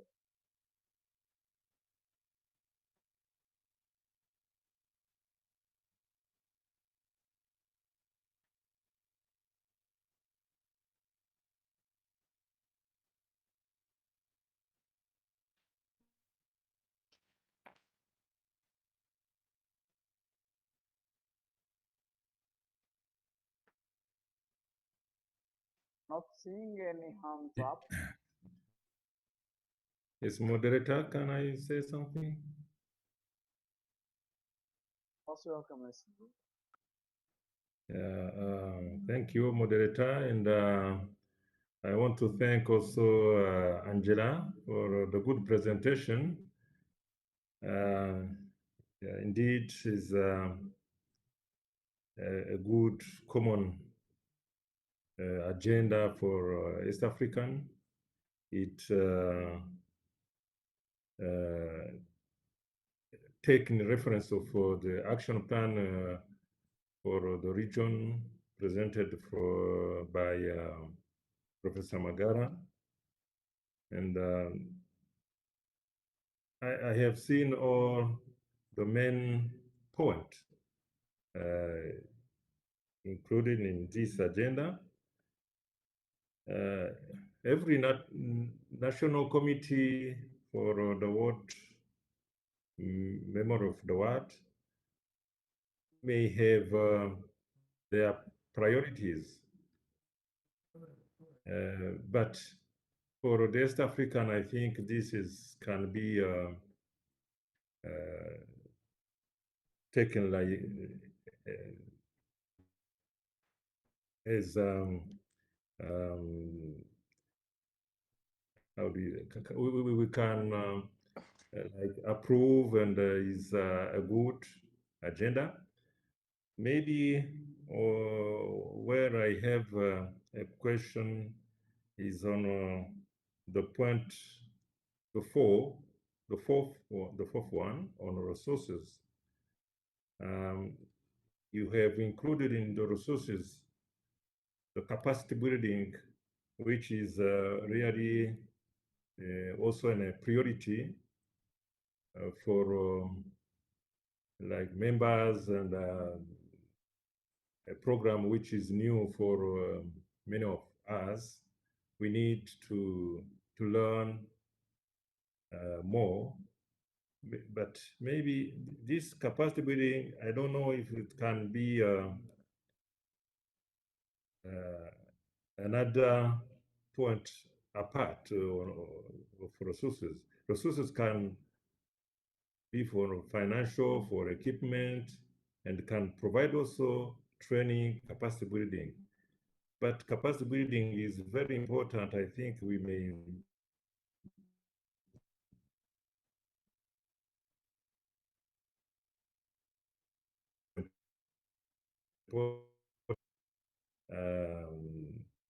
not in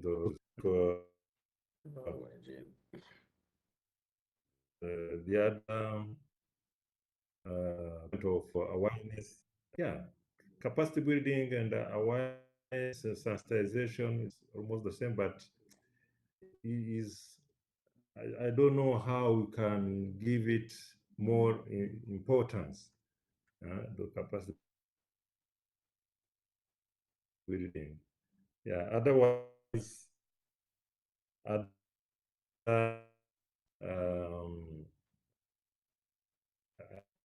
it will depend on every country.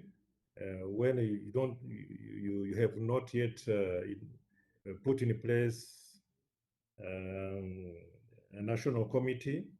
You have not yet identified some documentary heritage. Maybe it will come later to think on the digitization. But that is for East African, I think, when we are talking and we are upcoming this symposia on Monday. I think this is a good point of agenda, a common agenda. I thank you. Yeah, I submit, moderator. Thank you so much, SG, for the good points. That I would like to give the floor to other participants to also contribute.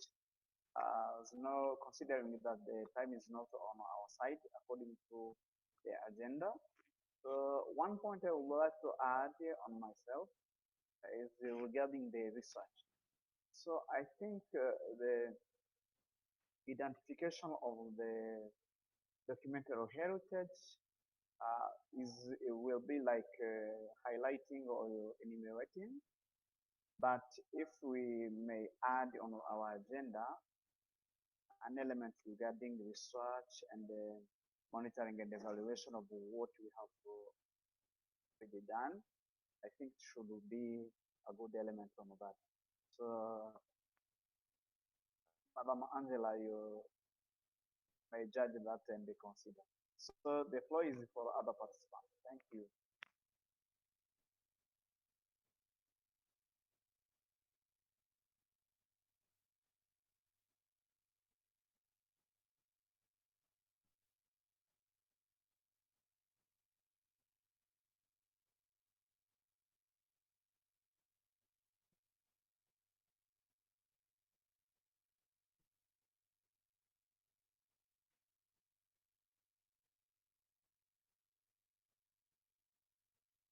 I'm seeing Madam so is common, not common. The floor is yours. See your hand. Madam. Oui. Merci beaucoup, monsieur le modérateur. Vous m'entendez? La Commission nationale malgache souhaiterait remercier les organisateurs dans l'organisation de cette rencontre sans précédent et nous profitons de cette occasion aussi pour remercier l'ARCMO pour le partage d'expériences. Sachez que Madagascar reste ouvert pour toute forme de collaboration souhaitée afin d'accroître la conservation du patrimoine documentaire sur le continent et nous tenons également à vous informer que la Commission nationale malgache compte entamer le processus de mise en place de son comité national Mémoire du Monde la semaine prochaine. Aussi, les échanges de cette réunion nous ont vraiment permis d'acquérir d'importantes informations pour la mise en place donc, de ce comité. Et enfin, nous souhaitons demander à l'ARCMO le procédure à faire pour que Madagascar puisse adhérer au comité régional et donc participer pleinement au forum ainsi qu'au plan d'action qui a été proposé par l'ARCMO. Merci beaucoup, monsieur le modérateur. Merci beaucoup, madame.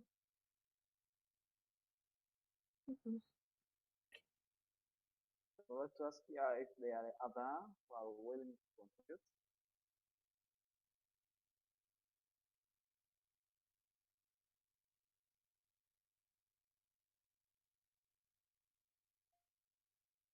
Madam Angela, do you have something to add on?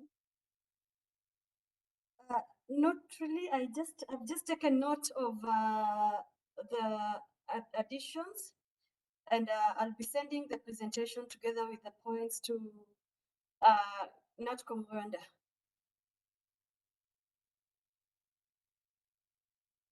Thank you so much. If there is no any other comments, allow me, dear representative from UNESCO, dear SGs from different countries, dear participants, dear guests, to thank you for the trust on behalf of the all moderators of this dialogue. I'd like to give the floor to the SG of Rwanda as the host to guide us in the closing event. Thank you. SG, the floor is yours.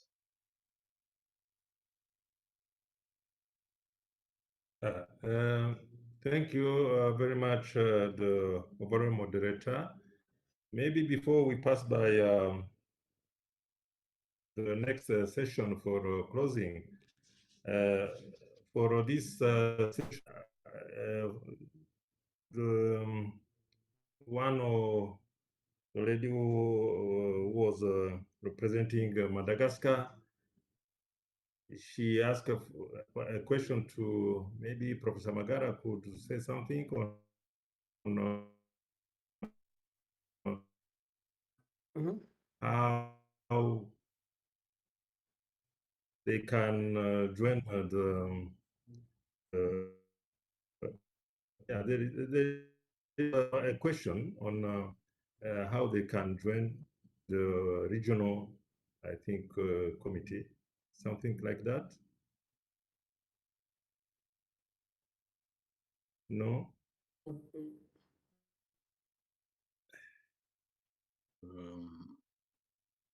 Yeah, okay. Okay, Mr. Mpesa, I think yes. The idea was that we are forming their committee next week, which I think is very good news. I think in terms of the fact that we have only 4 committees for now, and she's informing us next week that they'll put in place their committees is very good news that we should cheer about. So we should have a 5th committee very soon. That is very welcome news. And I think she was requesting that they be put in loop of whatever is going on, particularly within the East African Forum, because now they'll have a committee as starting from next week, which is very good news, I think. Thank you very much, John Bosco, for this clarification. Ladies and gentlemen, and we are now at the end. I would like to just to apologize for the time. We have been late, and we can now go into closing. But before that, I would like to just thank you, take this opportunity as the host of this virtual dialogue, take this opportunity to thank you for your participation, for just for your idea, sharing what your experience. This was a great experience, and for all of us to learn.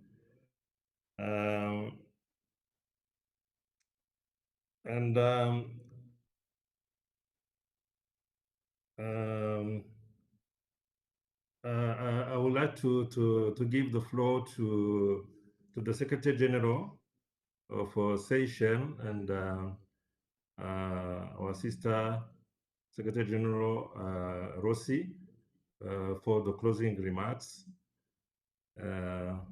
before we leave. So the floor is yours,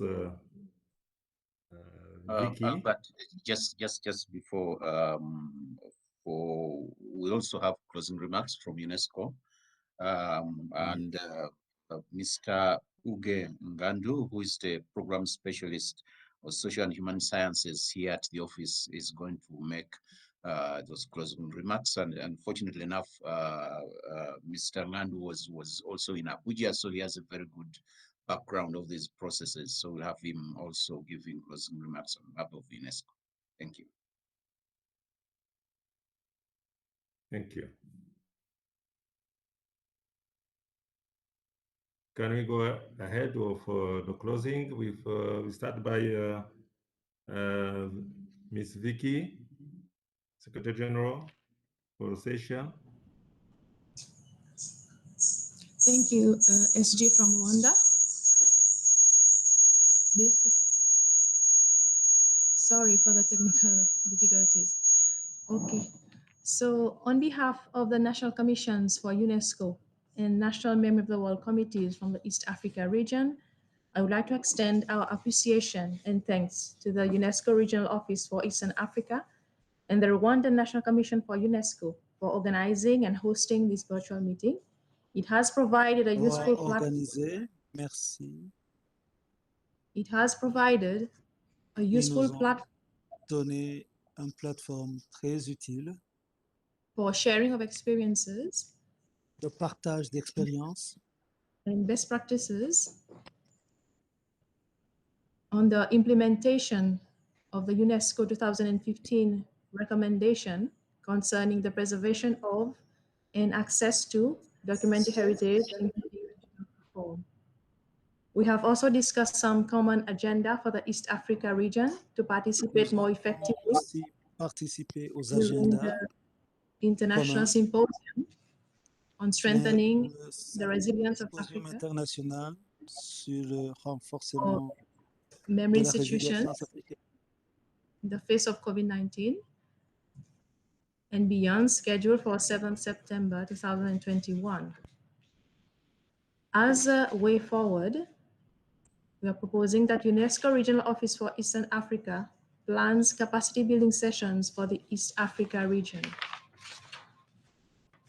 to assist member states in the implementation of the 5 areas stated in 2015 recommendation. Thank you so much, everybody, for participating actively in this forum. Over to you, Mr. Moderator.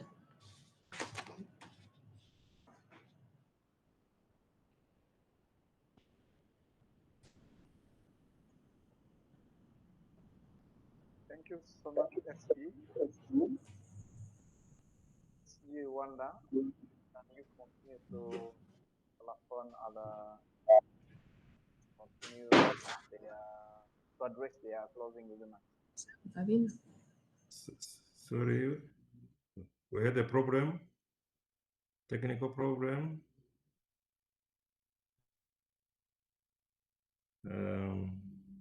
Maybe Vicky can, you have finished? Yes.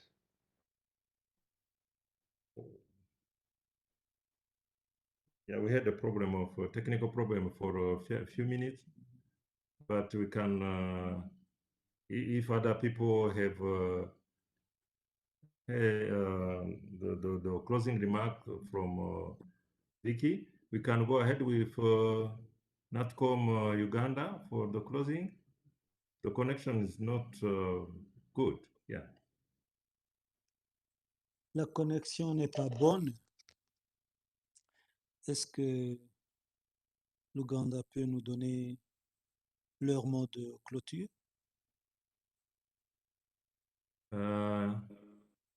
If there is no one from Uganda, we can give the floor to UNESCO La office parole à l'UNESCO, le bureau UNESCO.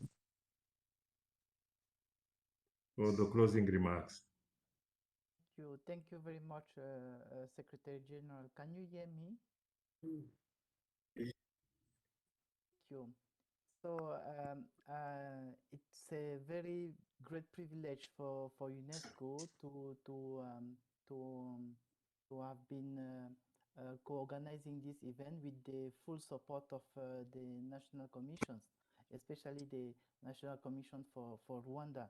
And I would like to applaud the J'aimerais conversation, discussion, the rich interaction, and the dynamic remercier tout un chacun exchange of experience that emerged during pour this l'échange this meeting. d'expériences. It was indeed timely because it's a preparatory step to the symposium that is taking place next week, and it's also core to the function of UNESCO in terms of linking up with the national committees for the memory of the war. It was the first time, as you rightly said, and the different proposals that emerge are really supporting the idea that this should take place more often. And it's also our wish to see such a discussion taking place more often, so to guide us on what we are trying to achieve in protecting, preserving, safeguarding our documentary heritage. During the opening remark by the regional director, he really outlined how this Memory of the World program is at the intersection of so many other engagements of UNESCO, being it under the Slave Route Project or the General History of Africa or the Indentured Labor Route Project, as he mentioned. And we can even extend the list in terms of the whole foundation that the work under the Memory of the World can contribute toward promoting quality education. And this is maybe something we also need to insist on from the different deliberation we have had, and to feature in the action plan, how do we translate all of this into pedagogical material to serve the purpose of educating our younger generations.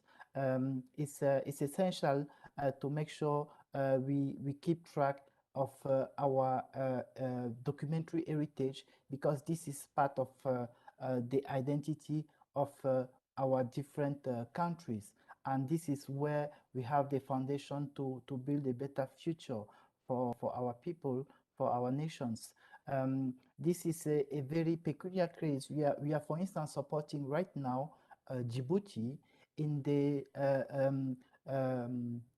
creation or the development of their national archive. And it's a young country that needs to develop its historical heritage, its roots, and the work under the Memory of the World is really an important step in that direction. We really look forward to supporting and accompanying further the national committees, but also the planned regional coordination mechanism we are discussing here, and to see how effectively to support the process moving forward in terms of implementation of the action plans. A lot has been also discussed about funding opportunities, and I know you are very well aware of the limitation of a regional office as ours, but you are also aware of the opportunities. Every national commission has access to the participation program of UNESCO, and this is a very interesting way that could be considered in terms of supporting and even funding the effectiveness of the follow-up of this conversation we have started. Together we can make it happen and the right way. We stay tuned, we stay supportive, we stay available, and we really look forward to take it to the next level and to see a more vibrant national committees and regional coordination mechanism as we move forward with the engagement of UNESCO in the Memory of the World program. I thank you, and back to you, Mr. Secretary General. Over. Yeah, thank you very much, Mr. Hig, for those kind words for closing this virtual dialogue. And for me, it was a great pleasure to host this meeting. And I would like to take this opportunity to for technical problem, some which our or the national technical team. Yeah, and I request for your forgiveness, and I think that the next time it will be fine. Thank you all for your participation, and I think we can end by there. For technical team, everybody maybe to switch off for their video, their camera, so that they can the last photo group and say bye and for the next time. So I thank you very much for be there for your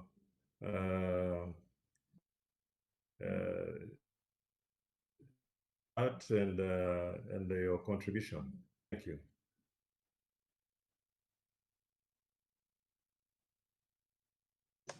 Thank you so much, Mr. Mutesta and UNESCO Nairobi office for this virtual and interesting meeting.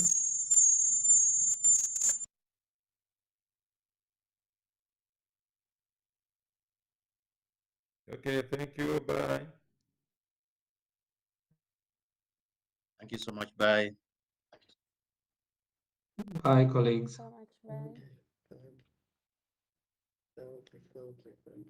Asanteni sana. Asante.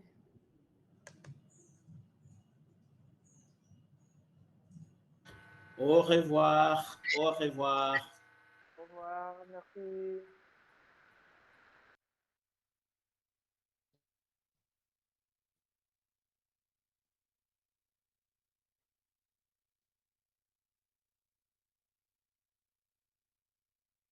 Nta kibazo kujya hano.